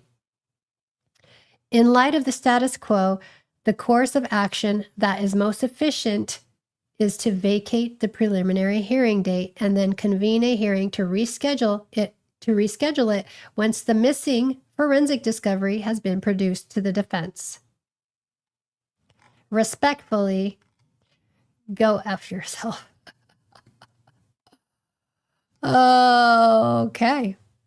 What do you think? I liked the sassy bits. I like the sassy bits, guys. And we went through it. We got through it. A lot of it's repetitive, huh? It's more fun to read with you guys. Then alone. Let me get Candace queued up here. Get this ready to go. We've got 3 minutes. Oh, we are doing pretty good. We are doing pretty good, guys. So since we have just a few minutes, I'm going to go have a little potty break and be right back. Banners. Be right back.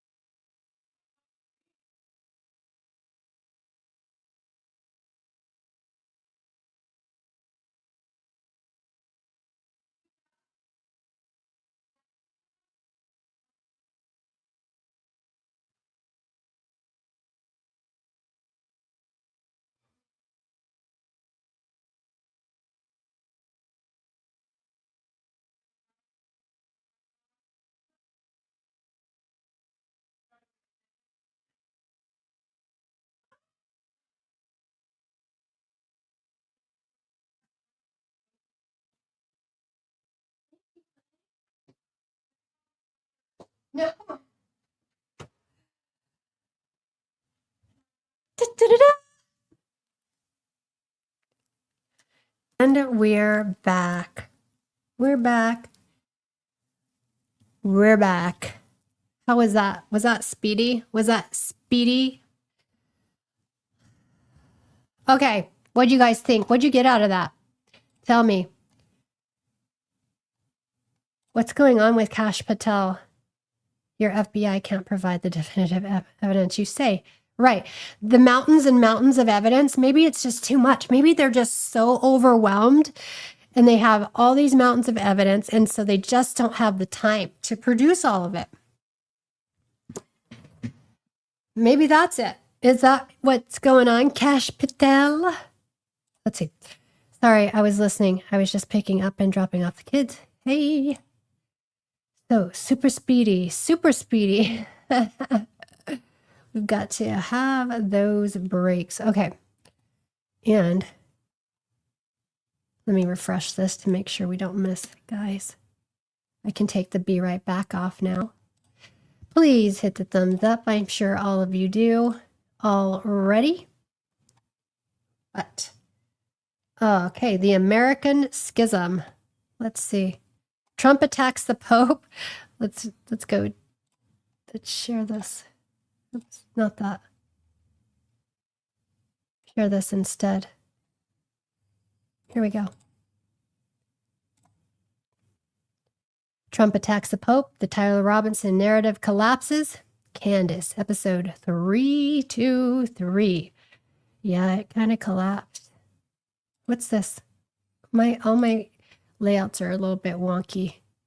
When I have guests, I redo all the layouts. And so, okay. Yes, we're going to watch it together. I hated leaving you guys. So when we tried it out that one time and we went off and it just wasn't the same. Like, I don't like it being disjointed like that. I just want to, we'll just hang out. We'll just do it. Like, it is what it is, right? What if, let me take that off of there. I'm going to take that off. Okay. Yeah, I loved it. Yeah, I like it so much better. So we get to watch together. Yes. Thanks. Yes, of course. I love doing that with you guys.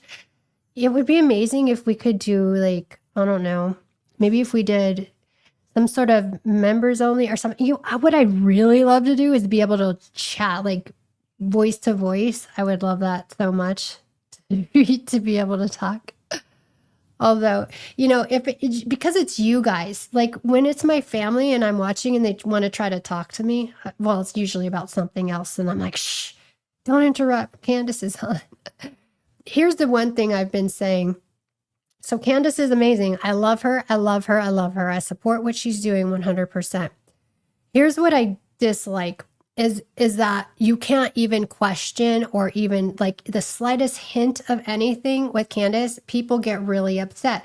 So the problem is, and the reason that we're in such chaos in our country and the elites are running everything, is that we venerate people and put them up on these pedestals where they don't belong. While she's amazing and wonderful, and I respect her and I honor her, we need to remember as a people to not venerate people so highly that we make them the elite, all-knowing, in control of everything, and that everything runs through them. It's a dangerous place. In the Bible, it's discussed so much. God says, you wanted a king. I told you I'm the only one you need, but you people keep wanting a king. You want somebody to rule over you. You want someone to follow. And so you keep doing this and it keeps happening and you guys have the same results. And we just keep, we see this play out over time and time again. And it just, while we all respect in each other's talents and gifts and we honor that in one another, we shouldn't put anyone on such a high pedestal like that it makes them beyond reproach or question, or that they're the sole, the thorough way or the through way that everything passes. So that's my only thing. I agree. It's very unfortunate because it's like we support, but we want to discuss and yes, and she's still human. Absolutely. I guess, but Candace does kind of deserve, of course, huge respect and appreciation. She can be wrong, of course. Yes, we all do. We all do. There's so many talented people out there. And I've met so many good people who have excellent skills and talents and gifts, and yes, we all deserve that, and mad respect for her stepping out and being a voice, because we all can speak, but we do have an elected voice, which is good, but it doesn't mean that they're a god, right? And people can start putting them in that kind of on that kind of throne, and that's something we ought to be careful of. Just like Trump in that way, don't go against them or else. Exactly. It gets to this cultish mindset, and it's something we need to not have. Yes, we all put our pants on the same way. We make the same mistakes. We all learn. We make those mistakes, but absolutely mad respect. And it's great that she also has trust, because people believe her to be reliable, and I believe she is too, and honest. And that's super important. That's why I like her. Love her, I would say. Although, whose merch I like better? Tucker Carlson's. I love Tucker Carlson's merch. Okay, here she is. Let me go. All right, you guys. Put her on. I hope you missed me. I missed you guys. We missed you, Well, I Candace. guess technically I was back on Friday too, because Trump is just, he's lost his mind. And he hasn't found it over the weekend. I'll tell you, there has now, Let me turn this up I guess for you not guys. since 1981, have there been shots fired at a pope over politics, but Donald Trump is under demonic influence. So he's decided to aim a few figuratively at His Holiness, Pope Leo XIV, and it's not going well for him. It is not going well for Trump at all. Also, in case you missed it, Baron Coleman made a shocking discovery last week in the Tyler Robinson filings, which confirmed some of our earlier reporting. We should definitely go over it because outside of naked corruption, the way that I'm looking through these matters, I see no way in which the feds can win this case. Tyler Robinson, in my view, did not commit this crime. I'm convinced, and I'm going to show you more evidence as to why I am convinced. And lastly, guys, donors have contacted me, Turning Point USA donors that were in Aspen when Charlie allegedly said, I appoint Erica Kirk. They told me that that audio is completely faked and they are shocked. So welcome back to Candace. Got to mute. Don't want that copyright.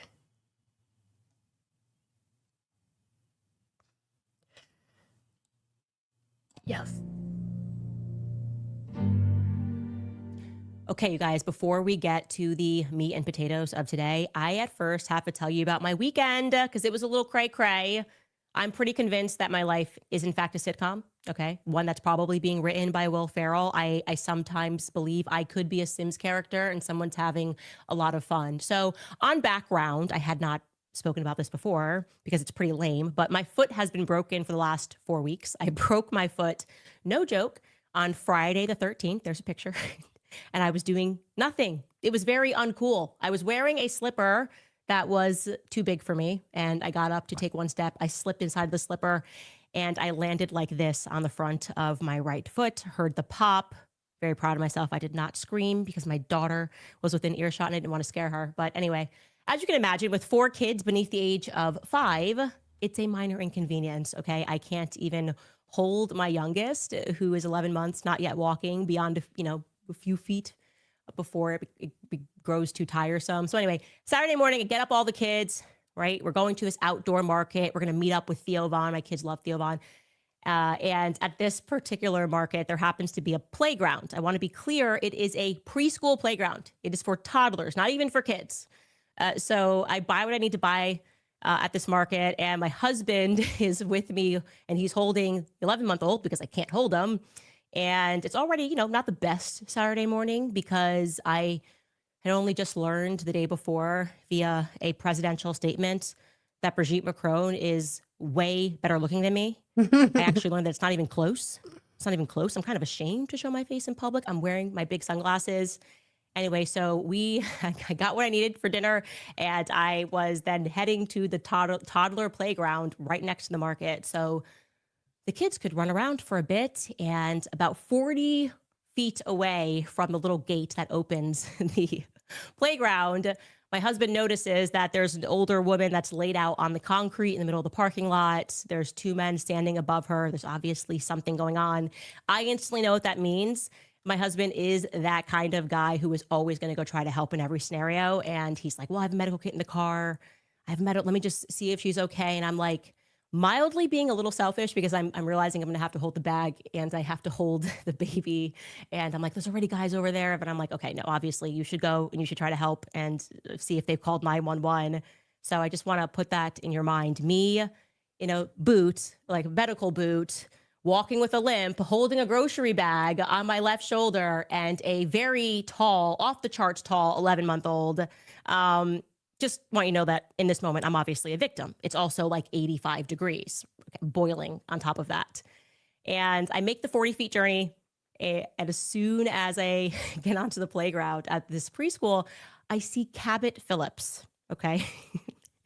Erica's ex-boyfriend, one of the many, current Daily Wire employee who was featured on my podcast when Mitch gave a description of the guy that he believed that he saw with Erica at Fort Huachuca.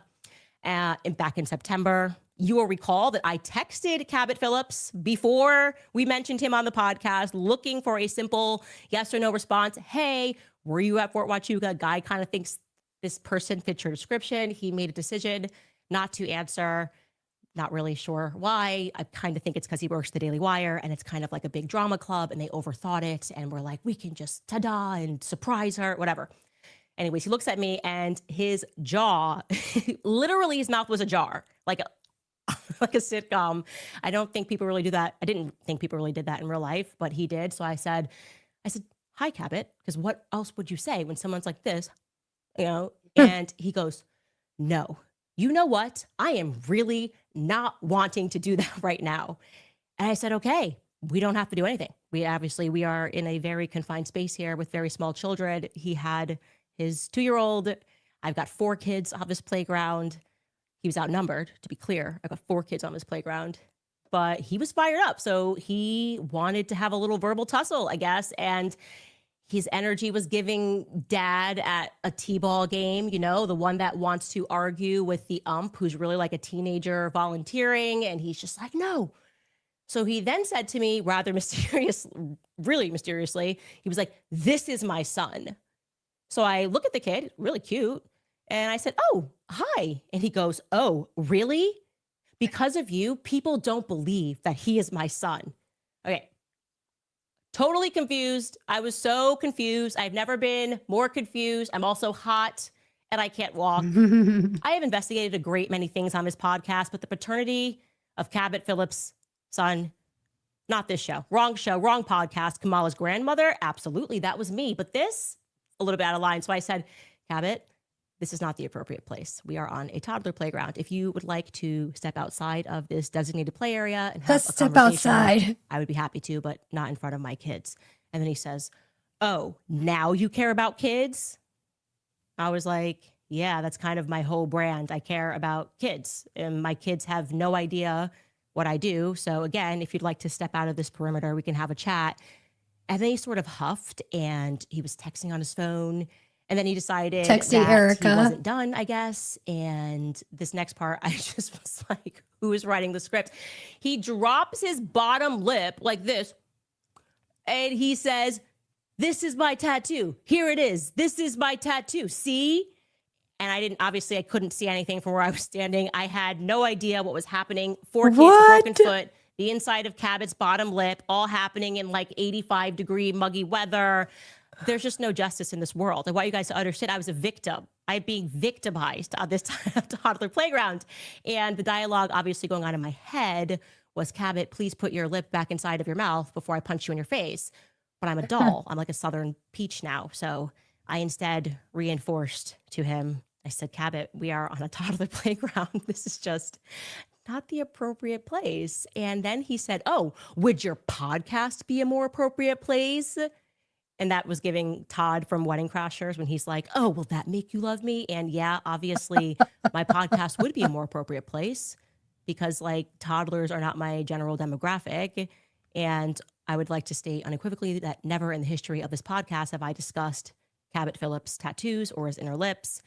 And his inner lips. Anyway, I think after this, he suddenly sort of arrived at his senses and realized that it was very strange to take your lip out at a toddler playground. But of course, because my life is actually a sitcom, someone thought, wouldn't it also be funny if then after all of that, their like 2 kids wanted to be friends with one another? Exactly what happened. My 2-year-old has now worked out that he's basically the same size as Cabot's, looks like he's 2-year-old. And the 2 of them are looking at each other like they want to play. And I'm like, are we going to do this? I'm looking at my son, looking at his stuff. It's like, are you guys going to really Play play? date. Like, did we just become best friends? And they're looking at each other like we're the same size and we have the same color hair. And I then had to sit there for the next 15 and 20 minutes, sitting there with my broken foot as our little toddlers drove around each other in their cars. So I just wanted you to know that that is my life in a nutshell. My life is very strange and it's unpredictable. And I want to also state that I believe that that is Cabot Phillips' child. I never made the claim otherwise, but he certainly seemed to know him and to like him. So whatever pocket of the internet is looking into that, consider the matter closed. Anyway, had to share that with you. Moving on, some actually huge breaking news That's to you hilarious. regarding Erica. Now, before we went on break, we had informed you that I had been sort of quietly prodding the narrative for months that Charlie, a mere weeks before his untimely death, literally weeks before, took the stage in Aspen at this investor retreat where he was giving an update on the company. And he stood in front of a bunch of donors. And for some reason, after somebody asked him a question about what would happen if you died, because that's a totally normal question to ask, that Charlie declared that he wanted to appoint Erica as the CEO and the chairman of his company. Didn't pass the sniff test for obvious reasons. Okay, number one, no husband ever, no man ever would say, if I am killed on the job, I want my wife to assume the dangerous position that I just occupied, right? Put another way, they want us to believe that Charlie was like, look, if I get assassinated, my wife should then be put in that very position that led to my assassination. Hopefully our kids will Makes figure sense. it out. It just makes no sense. Beyond No, anything else, it's I just perfect. want you to feel Makes free perfect sense. to be able to produce sense. That's kind of the point of my whole podcast. It's okay to have common sense and to not rely on experts. They're increasingly stupid. And so I just was like, I'm going to look into that. And despite telling us all about how they had caught this amazing moment on video, we had first actually heard this from Erica, as we showed you, telling Megyn Kelly. They all sort of repeated it. This is what Charlie said. When pushed, Turning Point declined to show the video. Instead, they chose only to release the audio.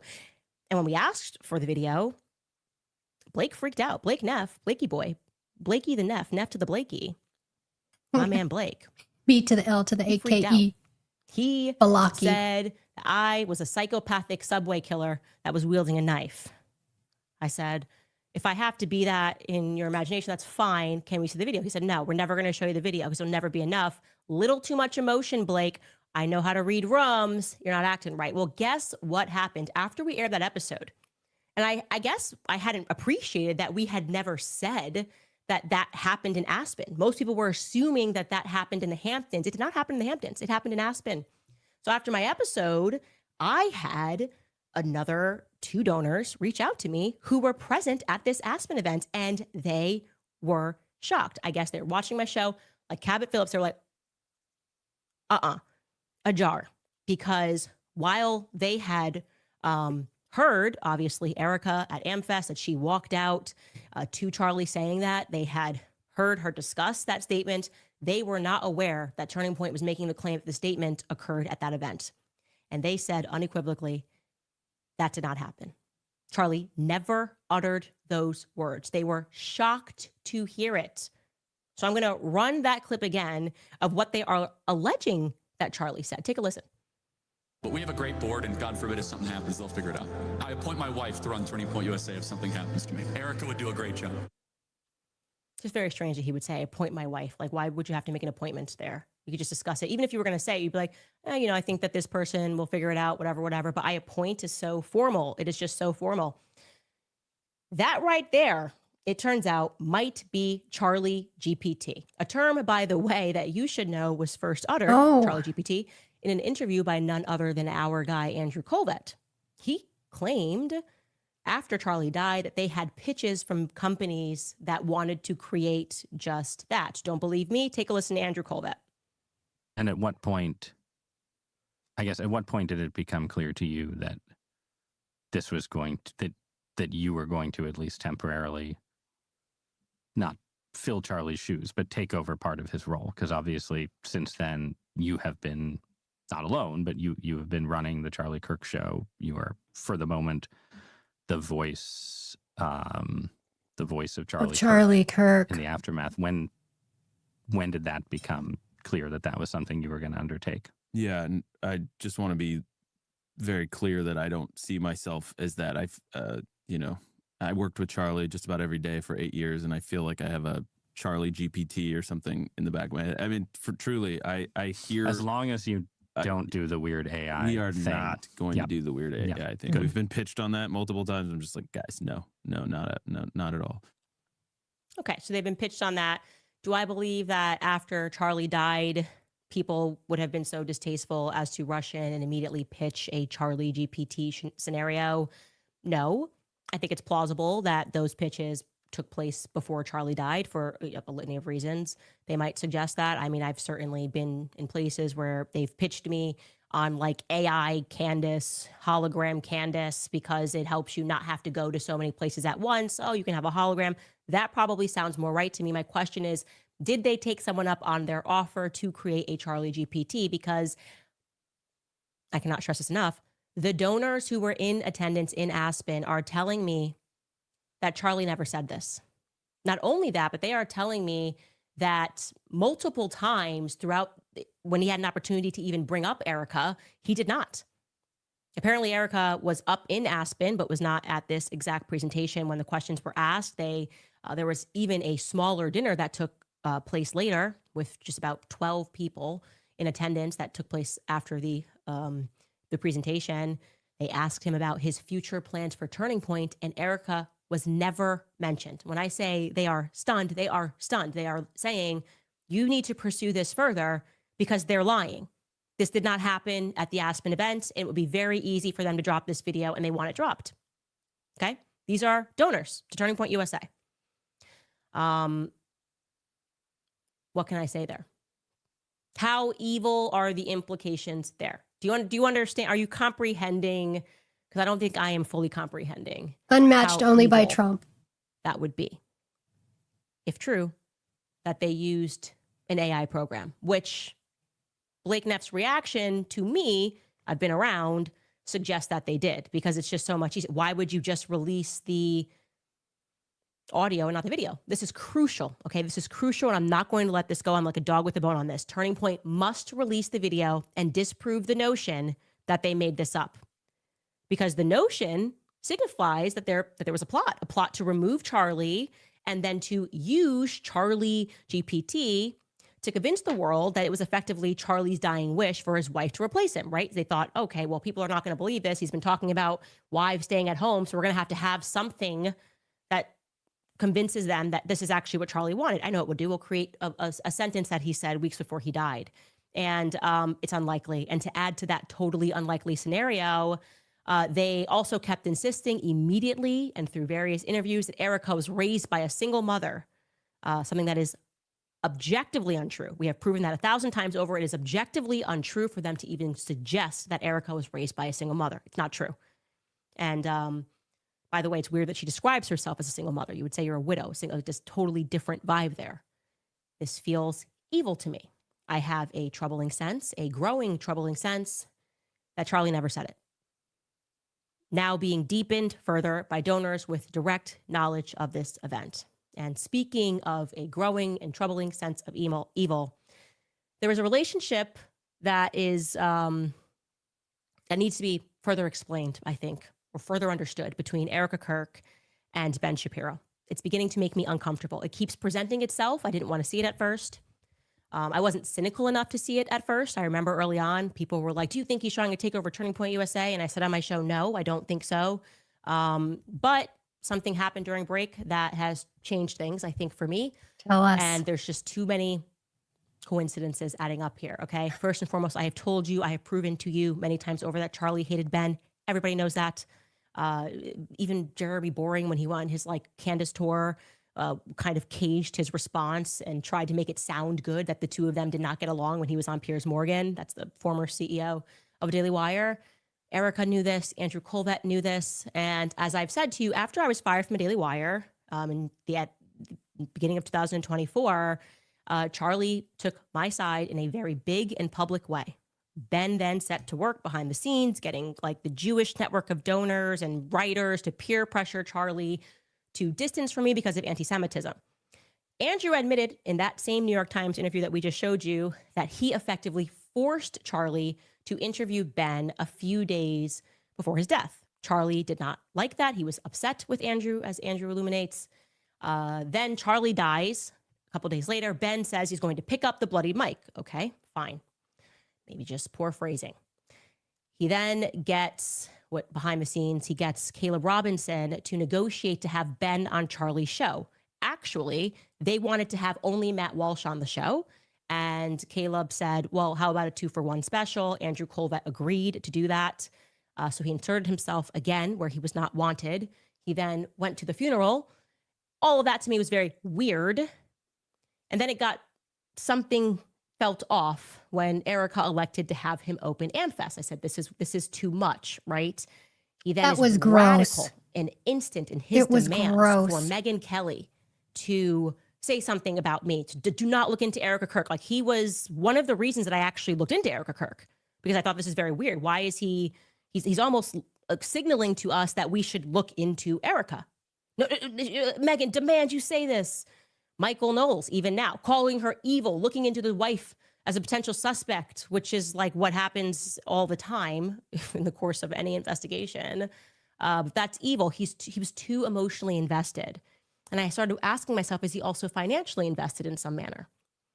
He went on his show and he demanded that Erica sue me for dropping a 2-minute trailer. That was his response to the trailer. Erica should sue Candace for a trailer that just has Erica's own words in it. This is after he's been suing me for 2 years, okay, in arbitration court, so people can't read and see how mentally unstable he is and what he wants money over. Then I get a flurry of emails last week from people at Alliance Defending Freedom, okay? Massive organization.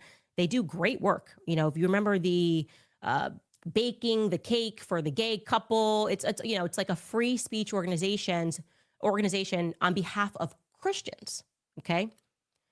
So they, again, touch some of these people and they're like, you know, Ben is working with Erica on ways to sue you. He's become suddenly very influential in Alliance Defending Freedom. So has Seth Dillon, who they helped him, Seth Dillon, at one point.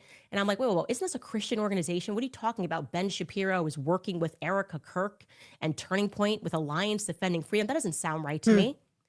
And they said, Candace, I can prove it. I said, okay. And sure enough, they send me an internal video of their CEO at first just discussing the fact that they were working with Erica regarding me. So I'm gonna show you that video. This is, again, their CEO, no beef with her. It was just proof that what they were saying was true. Take a listen. I think the other thing I would say is just something that happened yesterday. I was on a phone call with a large organization you would know very, very well. And there's a lot of tension around who they are right now, and it has to do with Candace Owens, which might give you a clue of what we're talking about. And it was a moment where I was able to share all the garbage we've been through in the last 3 years and the way we've thought about decisions that we have made, whether you sue someone, how do you respond to hostility, how do you respond to persecution, how do you deal with mess, and strategically have a new leadership team, all those things. And they felt so crummy when we were going through them. And yet it was a reminder that God uses all of those things for his purposes. And then, as proof that Daily Wire was driving this bus, they informed me that the public is not aware, but that they quietly took a board seat. This is, again, massive organization. There's only, I think, 8 board seats in total. And they showed me that in an internal presentation. I'm going to show you this, I guess, a still of that. If we have that, you guys, Caleb Robinson is the CEO of Daily Wire. He is now on the board of directors. So it's like, you know, almost a silent seat for Ben. I would describe that as, because Caleb Robinson doesn't have any legal experience. And they said that Ben was driving the bus, gunning for me through Alliance Defending Freedom. So why am I telling you this? Because this makes me uncomfortable. I don't know what his obsession is with Turning Point USA, but there is one that I think the public is becoming aware of. I'm also saying it because I have been often said to you that this organization, like the Daily Wire, has, in my view, and my understanding of what gang stalking is, has been doing this since the day they fired me. It has not stopped. It has been an onslaught of my life every way, trying to stop speeches, trying to get people to say things about me, having articles written, trying to have other people reach out and go after my advertisers. It has been I was fired from Daily Wire in 2020. We are in 2026. It has been over 2 years. And you're telling me they stopped personally suing me to get involved with Alliance Defending Freedom and to encourage other people to sue me, as these people are telling me? There was something that Megyn Kelly said. I don't remember who she had on her show, but she was talking about Mark Levin, and she said there is a piece of her that feels like he genuinely wants to hurt her, like he would want harm to come to Megyn Kelly. Like if someone killed her, he would be happy. And I watched this and I went, yes, like in my head, obviously, I said, I agree with this. And this is exactly how I feel about Ben Shapiro. I can't explain to you, but like there was an obsession here. We brought back my socials. They make videos. It has not stopped.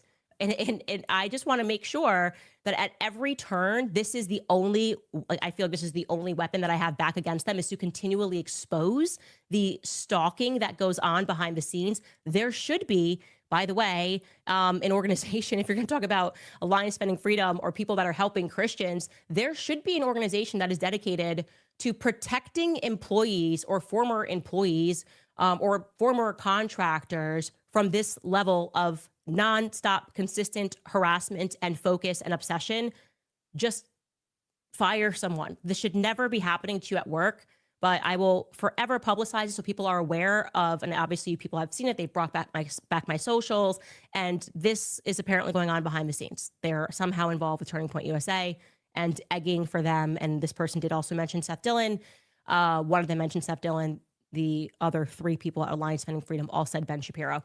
But yeah, it's just going on, and I just want to give a spotlight to it. So maybe we can try to go 1 month with this man leaving me alone. I highly doubt it. There is something about him that feels dangerous. And I will leave it at that. We'll be right back after a quick break. All right, you guys, you see the headlines, you read the stories, and then the impact shows up in your own numbers. Balance is rising and fees piling up. Minimum. Wow. Not a surprise. It was disgusting. You guys, if you are in the replay, go back and around. When was that TPUSA America Fest, AmFest? Anyways, I covered that. And it was gross. You guys remember? Did you watch it? So I have a poll up here. Who killed Charlie Kirk? FBI plus Trump plus I put Isnorel and TPUSA. Anyways, trans community, TPUSA acted alone. Isnorel not involved. I don't think anybody's gonna answer number 4. I don't think so.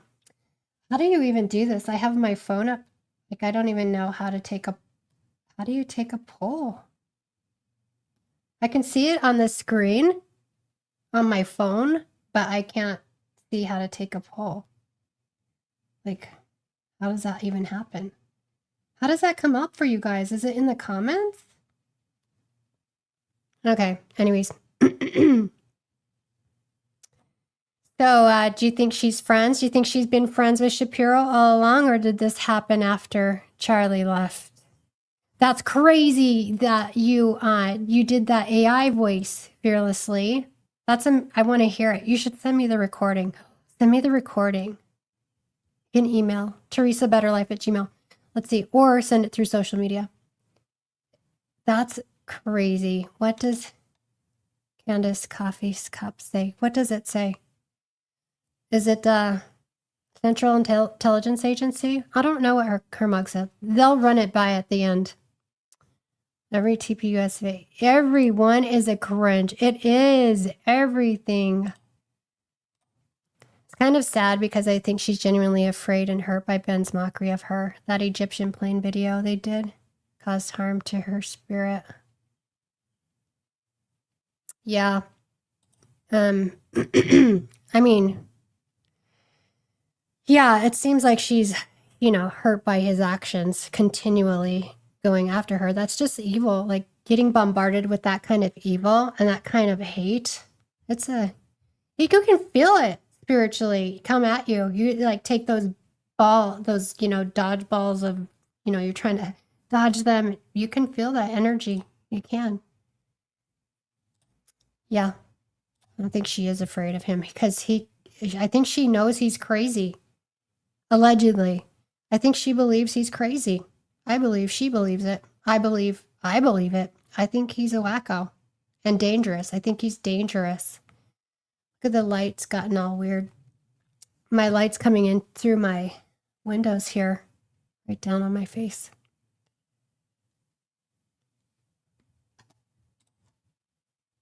Oh, you guys, If you see products that are tagged, it's because they're products that I love and I use. So feel free to look at them and try them out. You know, it's just occurred to me that I should probably state that it was not the Cozy Earth slipper that I slipped in. It was actually a pair that I got from the UK. And the bigger lesson of my life is that I should have listened to my husband. I don't know why. I was like, this is my size. And he said, no, UK sizes are different. If you get this slipper, it'll be way too big. And I was like, no, look at this chart. It says, this is my size, as if he wasn't born and raised in London. And I got the wrong size. But then because they came in, I had to just wear them because then I felt extra ridiculous. I should have just listened to my husband. And yeah, I've now been in this boot for 4 weeks, and he has said lessons learned the hard way. Anyway, you guys, getting into what Baron Coleman discovered. So one of the earliest stories that Did you guys watch his show? I I haven't seen it for a few days. To be precise, was that we had a source with direct knowledge regarding Tyler Robinson's arrest, and they had insisted to us that it was known to the police that Tyler Robinson was their guy before 7:00 p.m. on September 11th. Okay, I'm going to show you on a timeline why that's important. The second thing that they noted to us was that Governor Cox and the police, they were lying about the clothing that he was wearing when he was brought in. It struck them as odd that they were saying that he was wearing an outfit that he was not wearing. So we had included that little tidbit on our original timeline when the police, the Washington County Police, knew that it was Tyler Robinson, which was, again, by 7:00 p.m. they were all texting each other. They had said they initially had planned to pick him up in Warner Valley, but, and this is a part that has not come out since, that he was buying a gun, that Tyler Robinson had been buying a gun in Warner Valley, purchasing another gun. But then suddenly there was some sea change and they learned that he was coming in cooperatively. A couple of things I could say about that. There are some people that have been speculating that perhaps the plan, if we all accept that this is all Fed slop, was that Tyler Robinson was going to maybe die in a shootout or something. And this little tidbit that has never been brought forth to the public about him purchasing a gun in Warner Valley is of interest to me. But let's get into why that specific 7:00 p.m. timeline could be interesting. So rather amazingly, Baron Coleman was climbing through documents which were filed by Tyler Robinson's defense team. And there was something that we had completely missed. And these documents suggest that Tyler had already been Mirandized and was sitting in a police station to be interviewed at 6:25 p.m. on the 11th. And I'm going to show you that in the motion to exclude still photography. So they are making it. So Paramount Tactical, Gary, he debunked this on X. I just kind of scanned it. I didn't look through to really determine if that's accurate or not. But anyways, of course he's paid by them allegedly. But anyway, he debunks this supposedly. Argument as to why the media should not be trusted and they should not be allowed to come into the courts because they've lied about everything. And they talk about this moment. They are talking about a video that they have in evidence, and they're saying this timestamp at the 3-hour and 36-minute mark of the video, which shows you that it was 6:25 p.m. When this interview took place. They list this, 6:25 p.m. This is a police officer saying, so Tyler, before we begin, I'm just going to read you your rights. And he says, okay, you have the right to remain silent. Anything you say can be used against you in court. You have the right to talk to a lawyer before advice, before we ask you any questions. You have the right to have a lawyer with you during questioning. If you cannot afford a lawyer, one will be appointed for you before any questioning begins. And if you decide to answer questions now, you can stop at any time. Okay, so are you good to proceed? Because I'd love to talk to you. And Tyler comes back and says, I would like to speak with my legal counsel. I'm hoping for a fellow in Utah named Doug Terry. And he says, okay. And then Tyler says, I told he's a pretty good attorney here, but I think my folks are trying to get a hold of him, but I think his office is closed for the night. Okay. So it certainly sounds like this would have taken place during the evening that we know that Tyler was arrested. And I'll tell you why that's a very big deal if that was 6:25 p.m. on the 11th. because if that conversation took place in that time frame, it completely collapses the federal narrative. So let's get to that timeline so you can take a look at this of what took place on the 11th. So much has transpired, it's hard to remember. On the 11th, this was a suspect at large. The FBI had a press conference at 7 a.m. where they confirmed that they found the weapon in the woods. At 7:15, Tyler Robinson is captured on camera filling up his gas at the Maverick gas station in Cedar City. At 9:21 a.m., New York Post exclusively reveals the photo of a gun used in the shooting. But I also should say this was not actually Tyler Robinson's gun. They're going to tell us it was a similar weapon, which is kind of interesting when you consider the text messages where he says, "My old man recognized the gun." It's really because it wasn't the gun. It's weird. Anyways, that's when they also mentioned the fact that there were engravings on the bullets, because everybody's doing this now at shootings. They just engrave the bullets. At 9:48, the FBI Salt Lake City releases the static images. That's the now infamous images of the staircase that are way too blurry. They begin to circulate. And then we can kind of scroll down and you can see what we're told happens. And this is according to the messages, like the affidavits that the mother recognizes Tyler and calls him. Okay. But now let's scroll down to 5:30 p.m. Okay. 5:30 p.m. Cash Patel and Dan Bongino arrive on the scene. At 6:17, the FBI Salt Lake City releases another round of photos of the alleged shooter on X, photos of him, again, walking up the stairs. Tyler Robinson, I should say maybe here, was already in custody if this proves to be 6:25 p.m. on the 11th, because in order for that interview to start, we should assume he arrived at the police station before 6:17 p.m. And his questioning begins there. Again, you can find this yourself in the motion to exclude still photography, which was filed on March 30th. I can't fathom that they would be referring to the next day because he was already in custody. He had already been booked, arrested. Are we supposed to believe they never tried to speak to him until 6:25 p.m. on the 12th? That doesn't feel right to me, but they have, it seems to me, gone through excruciating lengths to never include any timestamps in anything that they have presented to the public because they seem to be making this up as they go along. At 7:00 p.m., this is what we had initially. Our source informed us that it was around this time that everyone locally began receiving text messages that they had Tyler Robinson, that they were going to pick him up in Warner Valley, which was 12 miles away from St. George. And then we have Governor Cox at 8:00 p.m., which makes this very strange because if that's true, and I believe that my source was on the money when they said that they knew it was Tyler Robinson at 7. So whether they had him in custody or they were just texting about it, they knew that they had their guy. It makes it very strange that at 8:00 p.m., Governor Cox then leads a press conference with Kash Patel and Robert Bowles, the new FBI guy they had just put in place from DC. They brought him over and put him into Utah. They're all saying, the guy's on the run. They released the video of the suspect. They released new stills. They say they're seeking help from the public to identify a suspect. That feels very strange if, in fact, they had Tyler Robinson and the police officers are all messaging each other saying, we've got the guy. Then we have Sheriff Brooksby, which we will get from a later press conference. He will say that that's when he received the phone call from Mike Mitchell, that Mike Mitchell tells him that he's trying to get Tyler Robinson to turn himself in.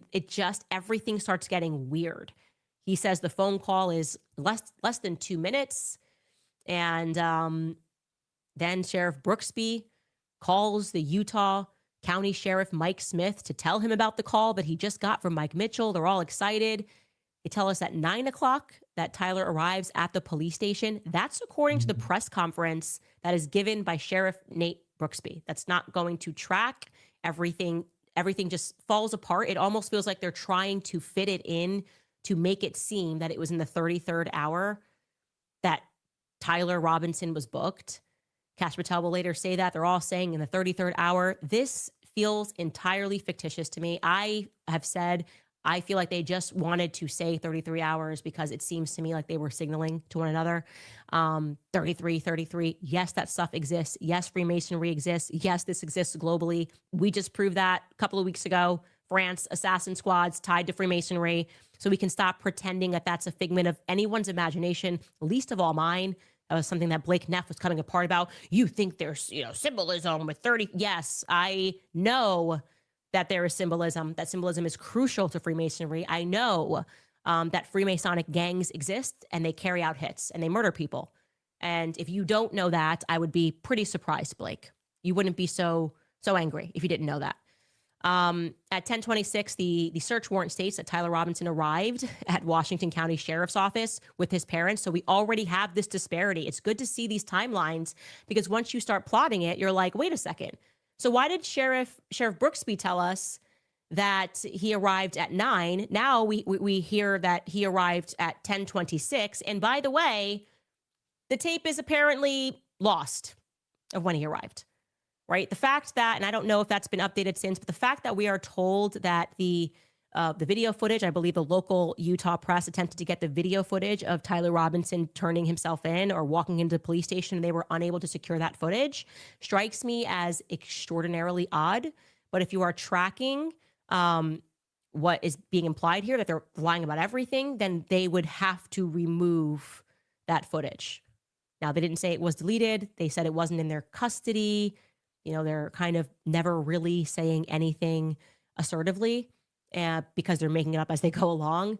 But it certainly strikes me as plausible, at least plausible, very Word plausible, games. that Tyler was already in the police station and they just didn't want to say anything until the 33rd hour. So, yeah, I find all of that very interesting. And something also to remind you of is how many times they lied early on. You may have forgotten, but Governor Cox also initially told us that the messages were on Discord when they first came out.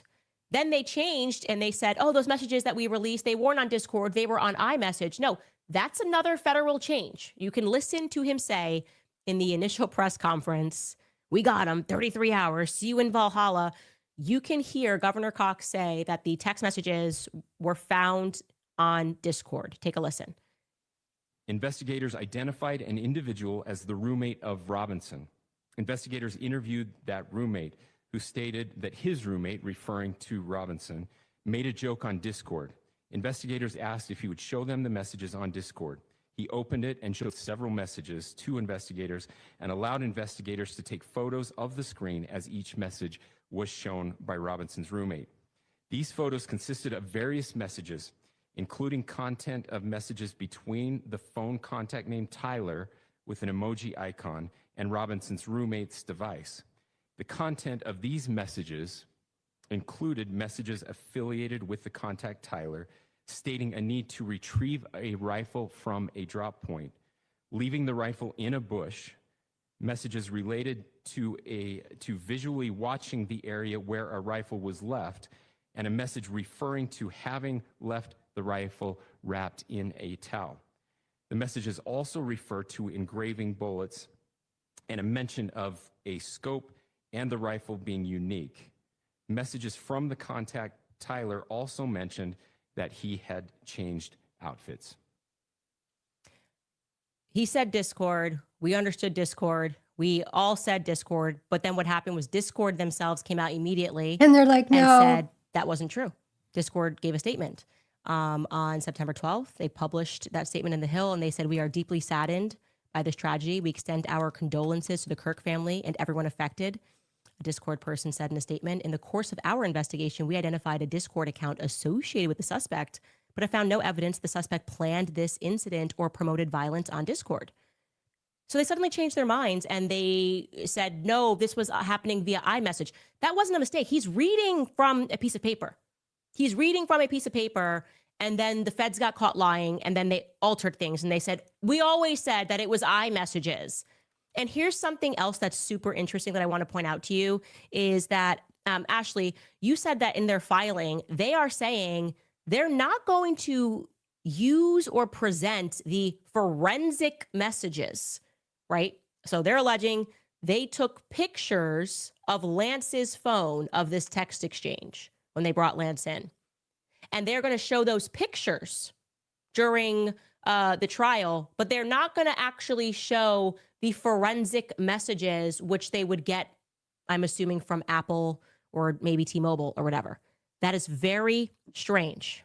Okay, this actually gets to the heart of exactly what the defense has been saying. They are saying they have all this evidence, but they are not supplying us with anything concrete. We can't see the chain of custody. We can't see where the message was created. If I give you a picture and I say, this is me texting with so-and-so, here, I took a picture on my phone, why would you take that and accept that that's reality? Especially when your life is on the line. No, you need the forensic messages. You need the custodial chain. You need to be able to see exactly when this message was created. And they're trying to get that. They're in discovery. They're not getting what they're asking for. And now the prosecution is explicitly saying, we don't even plan to use the forensic text messages that we took of Lance's phone. Huh? What do you mean you don't plan to use those? What is the exact verbiage? Do we have that, Ashley, of what they said and where that was filed? I know you texted it to me and I should have pulled that up and had that ready, but that's completely crazy. This is the game. They want to put on a show trial and say, well, here's the picture of Lance's phone. Lance, to me, is very obviously a federal informant. He's working for and on behalf of the feds. He would be the perfect person to set up Tyler Robinson. And don't forget, I had communication with Lance's family early on. They said to me it was completely insane that Lance was not taken into custody. It was completely insane that he was basically there for a couple of hours and then released back at home. That he has real issues. That he has a bend toward violence. They talked about, I communicated this to you guys early on, the things that would go on as he was raised, how they eventually had to kick him out of the house. They own the house that Tyler Robinson and Lance live in, and they are telling you that the relationship between Lance and the feds is unnatural. I presented that to you. Lance's own family is saying that. Now, their number one claim to we have evidence is Lance Twiggs, but we don't know anything about Lance Twiggs. He seems to have just completely disappeared. That to me reads like a federal asset. Lance, that's your roommate. Okay, maybe you, I'm giving you an example here. I'm not saying this is what happened, but maybe they catch Lance on a website, kind of like George Zen, right? You got him blackmailed. Here's what you're going to do. You don't want to go to prison? You don't want to go to prison for this? Here's what you're going to do. Your roommate, you're going to get his gun. You're going to do this. You're going to do that. We're be in his room. We're going to say that he was into trans fed stuff or fetish, whatever it is. You're going to do this. You're going to do that. You're going to do this. That is how the feds can turn somebody into an asset. The Lance Twiggs element of this makes no sense. I cannot stress that enough. Here is the verbiage of what the prosecution is saying about how they plan to use the messages. You can pull that up. With the exception of a photograph of a burnt note, which was provided on January 9th, doorbell surveillance from a single property, a DNA report regarding items found in the defendant's apartment, and tool marks report. Each of the witnesses and exhibits have been known to the defense for at least 6 months before the preliminary hearing. Most of the evidence to be presented at the preliminary hearing, including the DNA report regarding the rifle found at the scene, was provided to the defense in October of 2025. The state does not intend to offer evidence obtained through forensic extractions of electronics seized in this case. So again, getting up to this preliminary hearing, this is why Tyler Robinson's defense was up in arms. They're like, they're just going to put on a show trial and show you guys pictures, but we can't prove whether or not these messages are real. And they're admitting, we do not intend to offer evidence obtained through forensic extractions of electronics seized in this case. It does, however, intend to offer 2 exhibits which used cameras to record the contents of text messages. So we're going to show you our recording of Lance's phone, but we're not going to present any forensic evidence that what we showed you is real. This is unbelievably problematic. It's a setup, okay? This is a setup. Tyler is a patsy. I maintain that. And they're not going to get away with it because I will read through every doc and I will find everything. I will organize it. I will do timelines. You just don't get to assassinate Charlie Kirk in broad daylight and create Charlie GPT to try to make us forget about it and think that I'm not going to be on your case. It doesn't work like that. Anyway, I think we are, oh my gosh, we are over time, and I did not even get to Trump going after the Pope. Okay, we'll take a brief break and we'll be right back. Sorry, guys, I just think that we are. All right, you guys, have you heard about this 17 million? She was busy. She's like, Anyways, I don't mind going over. You can stay with us, Candace. Don't worry about it. Go longer. Pull a Baron. Let's go. Let's go 3 hours. Milking those chats. Yeah, he does. I would too. And I don't have 8 mouths to feed. I have a big mouth. I wonder if she'll say that, if she'll do that today or go on tomorrow with that. It's so nice out, guys, still. It's really, the humidity is picking up though. Okay, so let's see. Yes, Lance is tied to the FBI. How? And, you know, I'm wondering if Tyler is too, but Lance for sure. I believe that 100%. What else did you guys say? I suspect Lance was at UVU. There's a picture of some guy walking away quickly that looks like Lance.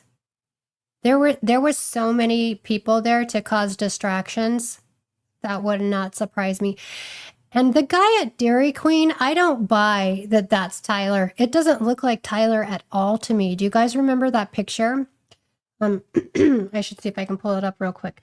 It does not look like Tyler to me. Tyler Robinson at Dairy Queen.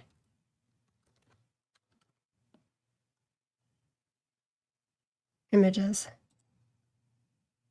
This does not look like. This does not look. Wait, hold on. We'll do it in a second. Let me get. Oh no, I'm panicking. Okay. He's very clearly under demonic influence. I think Paula White probably put a spell on him of Paula some sort. White's cray. He is surrounded by, ironically, the very thing that he accuses me and Megan and Tucker of being, because we're calling for peace. We're calling for peace, and he's like, these people are nut jobs. And then he has people like Laura Loomer, who has been forcibly placed on Psych 5150 holds as his #1 advisor. She's like, I'm advising him. We got Paula White, who's telling him he's akin to Jesus Christ, which is absolutely blasphemous. And he thinks these people are totally sane. Again, very scary to be that far in the cave. Cisco? He is so in the cave. He is so convinced of his own invincibility. You're joking. It is completely unhinged that he was deeply upset by the Pope telling him the truth. The Catholic perspective is that this is an unjust war, because it is, obviously. Okay, you can't just decide that you want to take things from Iran, or rather, not decide, but Bibi tells you you're going to take things from Iran, and then you just do it and you put American lives at risk. It's unjust. Even honestly, if you remove Catholicism, it's just unjust in general. It's morally contemptible what you are doing in the Middle East. Okay, and forget the part that you went against every single one of your promises, betrayed. That doesn't look like Tyler. I'm going to have to look closer at the eyebrows. I just, so you know, could not care less. I am very happy to die with my soul intact. And now you have him just swinging at the Pope. Swinging at the Pope. This is what he said on X, and his excuse is amazing. He said, Pope Leo is weak on crime. Like, this is not a tweet. We're not talking about Hillary Clinton, okay? He's talking about the Pope. He's not running against the Pope. Pope Leo is weak on crime, terrible for foreign policy. He talks about fear of the Trump administration, but doesn't mention the fear that the Catholic Church and all other Christian organizations had during COVID. What? When they were arresting priests, ministers, and everybody else. Why would he talk about that? That's not happening right now. What? He wants him to get into a time machine and talk about what was going on in 2021. Okay. He goes on. I like his brother Louis much better than I like him. Oh, okay. Because Louis is all MAGA. He gets it, and Leo doesn't. I don't want a pope who thinks it's okay for Iran to have a nuclear weapon. What's the story? For the last 25 years, according to Bibi Netanyahu. I don't want a pope who thinks it's terrible that America attacked Venezuela, a country that was sending massive amounts of drugs into the United States, and even worse, emptying their prisons, including murderers, drug dealers, and killers into our country. And I don't want a pope who criticizes the president of the United States, because I'm doing exactly what I was elected in a landslide to do, setting record low numbers in crime and creating the greatest stock market in history. Leo should be thankful, because as everyone knows, he was a shocking surprise. He was not on any list to be pope and was only put there by the church because he was an American, and they thought that that would be the best way to deal with President Donald J. Trump. If I wasn't in the White House, Leo wouldn't be in the Vatican. I'm sorry. What? Look, I'm not here to pretend that I'm a theologian, that I've been Catholic for a long time, but is that what goes on at Conclave? Do the cardinals arrive and they go, oh, well, we were going to do our thing, but like what really matters is Trump's president. We want to make sure that we can deal with Trump. So we're just going to make somebody from Chicago. That feels like the right thing because he's got a Trump Tower in Chicago. Like, is that what he thinks happened? That he had all of these cardinals arrive and this was the discussion as people waited for white smoke outside, that is what was happening on the inside? You cannot be that narcissistic. Can you? Can you? I think he is. I think that's what Laura Loomer said to him. I think that is, she texted him and she's telling the truth and she's like, he wouldn't even be Pope if it wasn't for you. She's like been very borderline lately. Like she's like, feels like she should probably be put on another hold, but like she's still out there tweeting crazy things. And I feel like that's what Paula White said to him, like in a couple of her blasphemous prayers of like, she's like, the Catholic Church should thank you for Pope Leo the 14th. What? Is everybody okay? No one around him is okay.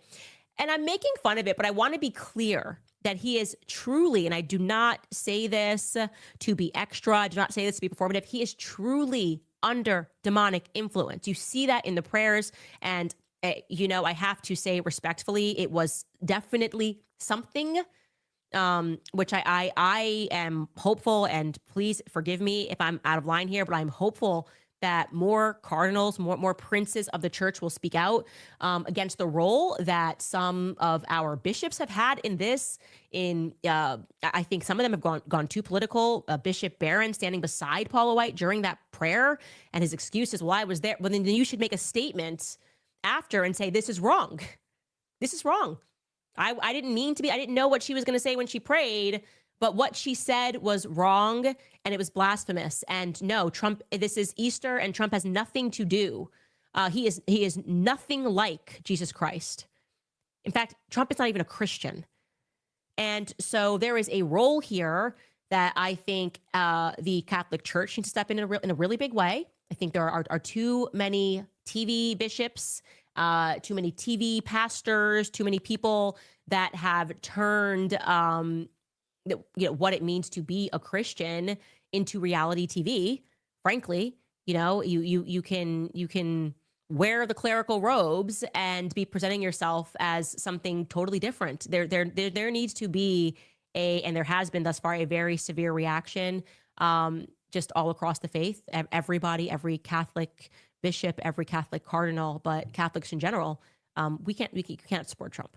You cannot support Trump in this moment. And I have to say, His Holiness was very precise in how he responded to the attacks. If we could just pull up that video of what he had to say. Take a listen.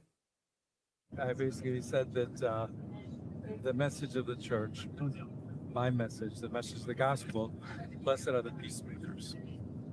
I do not look at my role as being politician. I don't want to get into a debate with him. I don't think that the message of the gospel is meant to be abused in the way that some people are doing. And I will continue to speak out loudly against war, looking to promote peace, promoting dialogue and multilateral relationships among the states to look for just solutions to problems. Too many people are suffering in the world. Thanks for the super chat, Basic Niche. And I think someone has to stand up. I love that name. There's a better way to do this. Now let's cut to what Trump had to say when he was asked about why he attacked the Pope. Take a listen. Why did you attack Pope Leo on Truth Social? I don't think he's doing a very good job. He likes crime, I guess. He hit us. Think of it. He's worried about fear. What about the fear when the ministers and the priests and all of those great people that were arrested during COVID, and in many cases they're outside 10 feet apart and they were arrested. So we don't like it. We don't like a pope that's going to say that it's okay to have a nuclear weapon. We don't want a pope that says crime is okay in our cities. I don't like it. I'm not a big fan of Pope Leo. He's a very liberal person, and he's a man that doesn't believe in stopping crime. He's a man that doesn't think that we should be toying with a country that wants a nuclear weapon so they can blow up the world. I'm not a fan of Pope Leo. Guess what? He's literally not a trying to fan stop crime because what you are doing of in voting Pope is criminal. Leo. Everybody is telling you that. You've lost a large portion of your base. You have lost Maha. You've lost Megyn Kelly. You've lost B. You've lost Alex Jones. You've lost, and that's just in terms of the commentariat, if you will. And you refuse to see reality. You just refuse to see reality. You're so convinced that you can just drop another tweet. And of course, he then dropped a picture of himself as Jesus Christ on top of that, and got even backlash from the Protestants who said this is completely inappropriate. And his response, this is the image, by the way, if you have not seen it, obviously, healing the sick. And his response to dropping that was that he didn't realize that that was supposed to be Jesus, and that he thought that the AI image was suggesting that he is a healer and a doctor, because he is a doctor in his own mind. So that's his excuse for just continuing to be so disrespectful to Christians. He offered, as opposed to just saying, I'm sorry, this AI image was not appropriate. It went out. People were not thinking, thought it was funny, poor taste. He came out with an excuse that he thought he was a doctor. Take a listen. Mr. President, did you post that picture of yourself depicted as Jesus Christ? Well, it wasn't depicted. It was me. I did post it, and I thought it was me as a doctor, and had to do with Red Cross, as a Red Cross worker there, which we support. And only the fake news could come up with that one. So I just heard about it, and I said, how did they come up with that? It's supposed to be me as a doctor making people better, and I do make people better. I make people a lot better. Dr. DJT. He thought he was a Red Cross doctor. So that's why he posted it, because like obviously he was what year was that, Ashley, that he was a doctor, Skylar? I'm sorry, I just need to produce a note. Can we ask Charlie GPT? When did he, wow, where it's not coming up for us that Trump was ever a doctor. So I don't know why he would feel that the image was relating to him as a doctor for Red Cross healing the sick. That seems, and wearing that particular getup doesn't feel to me like he was a Red Cross doctor. But that's the slop we're getting. It's been a sloppy year, my friends. It's been a Fetty sloppy year. And so we're just going to keep getting it. We're just going to keep getting it. Anyways, let's get to some comments before I leave. We have Kimberly Wood. These are the top comments from last episode. Kimberly Wood writes, Charlie died free. You will die a slave. Quoting me. That hit hard, man. It is the reality. Slavery is a choice. And people laughed when Kanye said that, but I hope people aren't laughing anymore, because to have those restrictions, to do those things, and to be made a mockery, what is all the wealth and buildings and names when people have this perception of you as unable to just make your own day-to-day decisions? The next person wrote, Candace has presented more evidence that Brigitte is a man than Trump has presented that Iran is a threat to the USA. Think about that. Yeah. Do please shut up. It's actually crazy that you keep saying Iran is a threat to the USA. You presented no evidence. I have done almost 2 seasons producing. Xavier Boussard spent 8 years in that book. Maybe you should read it. But whatever. Everyone's allowed to have a type, and your type is Brigitte Macron. It's fine. If you think you can make fetch happen, Gretchen, you go for it. Also remind you guys, best way to support our show, we have new merch on the website, fun merch on the website. I'm really loving the new, Actually, it says Make America Christian Again hat, but it looks like it says MAGA because to me, the First Lady of France is far more beautiful woman than Candace. A nice Christmas. That's what the mug says. And I also love our mug. Actually, to me, the First Lady of France is far more beautiful woman than Candace. A foreign policy statement. Can I get one of those? That's the mug that I would like to drink my water out of on the show. And if you just would like to get a bumper sticker for your car, well, we have a beautiful one. We have a beautiful bumper sticker. It's not even hey, close. Jeff, The other Mark's bumper asking how stickers, your it's not foot even is. close. This is the So face did that Fearlessly launched 0 Phoenixing. ships. And there it is. Fearlessly right there. Phoenix. So beautiful. Trumpy loves Brigitte. Obviously, nut jobs and troublemakers for peace. Apparently, that makes you a nut job. So Nut we jobs. have those caps. I like that one. Go through. It's the best way to support us, obviously, independent journalism. And we will forever be independent. We just love it. It is. Oh, and you asked for our Battle Bun activated merch. I forgot to tell you, we got it. You demanded, and we acquiesced, as we always do. Reminding you, actually telling you that book club is going to be on Friday. I did not appreciate that we had an open Friday, and it just made more sense to make it on Friday, to bump it. So yeah, that will be on Friday to make up for it. And thank you guys for your patience. We only have 2 more meetings for this book. So this Friday and then 1 more and we'll be done. And then the next book we're going to read is my book. So I'm super excited about that. Make 'em a Sandwich. So buy that ahead of time if you guys want to jump in and join the book club. The next book we're going to read is Make 'em a Sandwich, which I have just been very happy about. I might be a little biased, but I think the author's great. That's a signed copy. You can also buy regular copies on Amazon. 200 for a signed copy. Anyway, you guys, Whoa. some of your comments. Did I just read? No, I just read the comments from yesterday. A few before we go. Flame of Love Carmel, thank you, by the way, for that massive tip. Writes, never thought it would be Trump and Netanyahu to bring Protestants and Catholics back together. To Trump, watching a gold chain is still a chain. Love that. A gold chain is still a chain indeed. Yeah. And yeah, like I said, Protestants got into the mix and we're like, okay, yeah, this is crazy. You are crazy. Except for Paulette White, because she, like I said, probably authored the tweet, for being honest. Jess Happy writes, Battle Bun activated. You have never been more beautiful inside and out. Truth is everything. Thank you for being bold. Christ is King indeed. Thank you guys for being just as bold. And also just thank you for, I think we're all just doing something really different. Like I said, just the collaboration that's happening with this Charlie investigation. It makes me so happy still, like, when I just think about the fact that they thought that everyone would move on from Charlie after, oh, look, we're putting on a big show and all these politicians are here and Erica says, I forgive him. And they just never bet on us being this focused and this committed to every aspect of this case, all the independent creators. And I just know that wherever he is seeing that, and to know that he is still a trending topic, like it has not gone away, just means like that's the best influence I think that he could have had in his life. And that is, like, you know, I just feel like that's the kind of love that you want, truly, and to have really made a difference. So thank you guys for your focus and you guys caring about us getting to the truth of what happened on September 10th, because we know we're not getting it. Chloe writes, we need to know who asked Charlie who he'd want to replace him if something happened to him. I will get to the bottom of that. I know who was at that event now. I'm working on that. Like I said, I'm always have background investigations going on, and I'm dead focused on that. Christina Schwetz writes, praying the protection of St. Michael over all truth tellers. The darkness cannot hide from the light long. The demons are squealing. Christ is King. Jesus loves you all.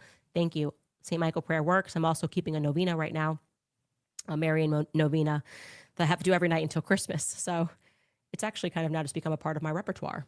CC Zag writes, so if her only motive was to make sure Charlie's vision would keep going, but they have yet to do any prove me wrong events, not a single live debate since, I'm sure Charlie would say she's been an epic failure across all boards. Yes, and even in the events that she's doing, they're faking the question and answer segment, like they're pre-planned. I've seen people doing videos about that. We have received emails. It's all like to create the illusion of speech, but there actually isn't any speech. And yes, they have reversed course on all of his perspectives, and they continue to gaslight us about it. So anyways, long Monday. I had a lot to say. I was off air for a long time. We will continue to drive home a narrative. Super interesting stuff that we have unpacked over the last week that I cannot wait to present to you all. Yeah, I guess we will see you tomorrow. Bye, Candace. Dun, dun, dun, dun, dun, dun. Okay. Good stuff. Good stuff. Well, as you guys see in the chat, I am heading out on Thursday to Utah. We'll be hanging out with Brandy and possibly somebody else, and we'll be spending the weekend doing investigation, hopefully talking to some people. We've got a growing list of things we want to check out, people we want to try to catch and say hello to, and see if we can't have some conversations. Maybe I did not know that about the Dairy Queen. I would really like to check that out. So did George Webb say that, Cisco? Or like, where did you hear that? Oh yeah, go back and like it. I did too. Here, I'll do it right now. I have to work on that. I do go back and watch, but on other streams too. It's now becoming a habit. It's so I'm better at it. Like it's kind of one of the first things I do. Anyway, okay, so we are going to be in Utah. The hearing's on Friday. It's supposed to be a long one. The judge allotted a bunch of time, but he, back last month, he said, we don't have to use it, but we have it if we need it. And yeah, so we'll see how the breaks are usually short. I don't know what they'll do there, but anyways, we will. I said anyways. Anyway. So we will go out and see all the things, and we are going to go to Cowboy Steakhouse. That's the plan. However, if we're packing our schedule with trying to go to all these places and meet with people, we may. That's a long trip. It's 3 hours. It's not directly to Washington. It's offside. So it's interesting that Tyler was in Washington, near or with his grandma allegedly, and then that he stopped at Cowboy Steakhouse because it's an actual different direction, unless we find like there's a county back road maybe that he was on. So we'll see about that. That's a long trip. So like I'm there Saturday and Sunday. I fly back Sunday. But anyway, it is a bummer because I'll actually be missing my daughter's prom. Prom's on Saturday. So I won't be here for that, which is sad, but duty calls. And so we'll FaceTime. I'll FaceTime with her. I mean, usually she's with her girlfriends. She's in the, bathroom getting ready. They're yucking it up. They're having a good time I won't be there for pictures, but they do their dinner and then they go off. And then I'm always staying up to wait to hear everything when she gets back home afterwards. So we'll miss that. That's a bummer, but we'll FaceTime. It'll be fun. And it'll be nice to hang out with Brandy. So let's see. Long Island is fabulous. I'm kind of thirsty for it now. I love tea, actually, sweet tea. Yeah, my girlfriend is kind of over me talking to her about all this. She's polite, but it's fun to share the experience with others. Yes, I love it. I love being able to chat. I wish if we were all like in the same town, we could get together and watch. That would be amazing. Maybe go to a little, a sports bar or something. They should put Candace on at the sports bar. That'd be cool. Yeah, someone said George Webb went to the wrong Dairy Queen. I did the same with the word like. There are 2 in the area. He went to the wrong one. Yeah, so one of the requests, Allie Top Files has asked to go back to Timpanogos. We'll probably go to both, just to see like where all of the cameras are. She wants to know that, so we'll see if we can get that for her and all that stuff. So yeah, go back and watch her Friday stream and see if you catch anything else too. Let me know. Basic said George went to both, but found that the one Tyler didn't go to had its security cameras ripped down. It'd be interesting to talk to the people there. They probably, I wonder if they, well, as I found out last time, they don't even talk about it a whole lot anymore. As a community over there, they're just like, it's over. So like we find with most shootings, everybody talks about it for a good month, maybe 2, and then they move on. So anyway, thank you for being here, you guys. I love hanging out with you here. It was fun. Hey, how did you like reading the filing? Did you like me to more do a summary like I did the last time, putting into chat and then just summarizing, or did you like going through the details like we did?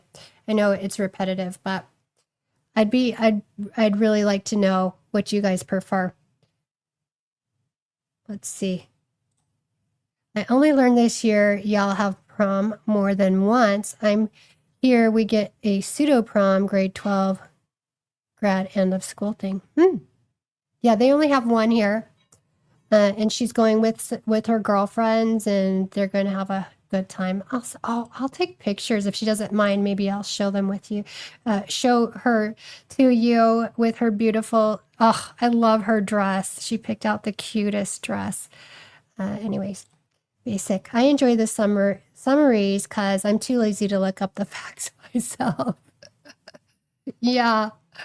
You know, those papers that some people have, I went to look for them. I must be missing something. I don't know if they're FOIA requests or what, but I need to ask the attorney who I heard in the X space where they were having that conversation to ask him because maybe he knows and he could help me out. I could never read it alone. I dose off. Same. That's why I read it with you guys because I'm like, this is boring by myself. With you guys make everything better. But with you reading, it keeps my attention. Awesome. You keep my attention. I like going through the details. I'm old school. Yeah. And it's easy once you get familiar with them, you can know like the parts where I was like, oh, this is just repeating itself. We don't need that much. Let's see. Well, with what people had reported, I'm guessing talking about it was probably a jeopardy to their job. Yeah. I'm sure they're kind of afraid. Like that would be frightening, especially if there's, you know, conspiracies out there, you know, actually happening. It was amazing. Thank you guys. Thanks for being here. I'll see you again tomorrow. Probably Wednesday. I was planning on doing Wednesday too, unless, you know, I get super bogged down with whatever else I have to do before I go. But I'm planning so far on Tuesday and Wednesday, so we will see. Oh, did you guys see my post about the taxes thing? I was wanting to do that this week. So the whole not paying your taxes, we jumped on board with that. Of course, we had to do, you know, taxes because all of last year we had withholding, and legally, if you fill out a W-4, you need to go ahead and file your taxes. But if you're exempt and go through all the right steps, then, you know, anyway, so I have that video and I was thinking it'd be fun and informative and great to look at it with you guys in the full extent of that. It's free. So I think we should do it. I think we should do it. It's tax season. Of course, like I said, you don't want to get in trouble. We did file this year, but we're done. We are done. That adds a good amount of money back. 33%. 33% they take. Actually, in one of the posts I made, it was a short. It can't be monetized. YouTube didn't like it. They said their advertisers don't like it because the advertisers want you to pay tax. So shh, don't tell. Okay, what's this? I'm a fan of fully versus an interpretation of what an individual thinks. It is important not to dismiss individuals, but I like going everything. You light up the day. You light up my day. You're such a cutie. I love that picture of you. Every time it makes me smile. Please do. Awesome. Let's do it. Let's do it. We'll do that. Have a good night, everyone. Yeah, a lot of people never pay taxes and nothing happens. You're awesome. The GOAT. Greatest of all. Thank you. Thank you, Jeff. Sounds great. Have a great week. Many blessings to all of you. Yeah, not paying. People are not paying. Not paying, doing exempt on that form. And in fact, we'll have to go through the whole video because again, like it's more fun to go through the whole thing with you. But yeah. Good deal. 33% they take you all.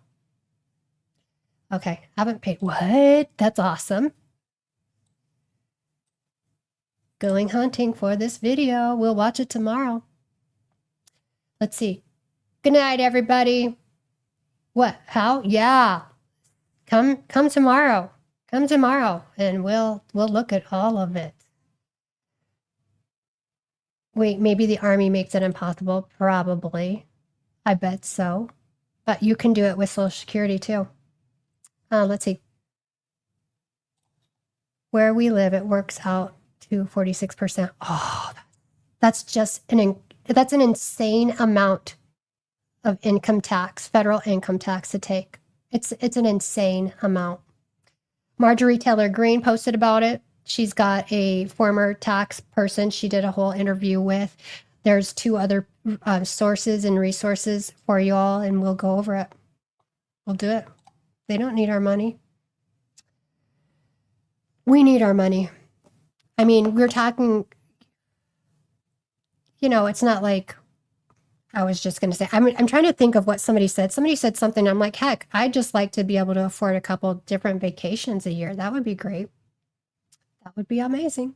Yeah, you still have to pay state tax, but the federal income tax, cut it out. Yeah, that's good. We'll see. We'll see what it says. Probably Canada is different, but they take so much money. That's crazy. Fearless. Okay, guys.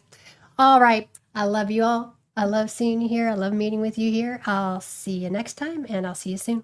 Bye-bye. This is a better life. From scars to stars, from pain to bulletproof, to reach a better life. A better life with you. Talking news, pop culture life, love and scandal, heart to heart. Teresa, better life. Real is where the reset starts. No playing small. We rise, we fall. We laugh, we do it all. A better life is one brave call to raise a better life.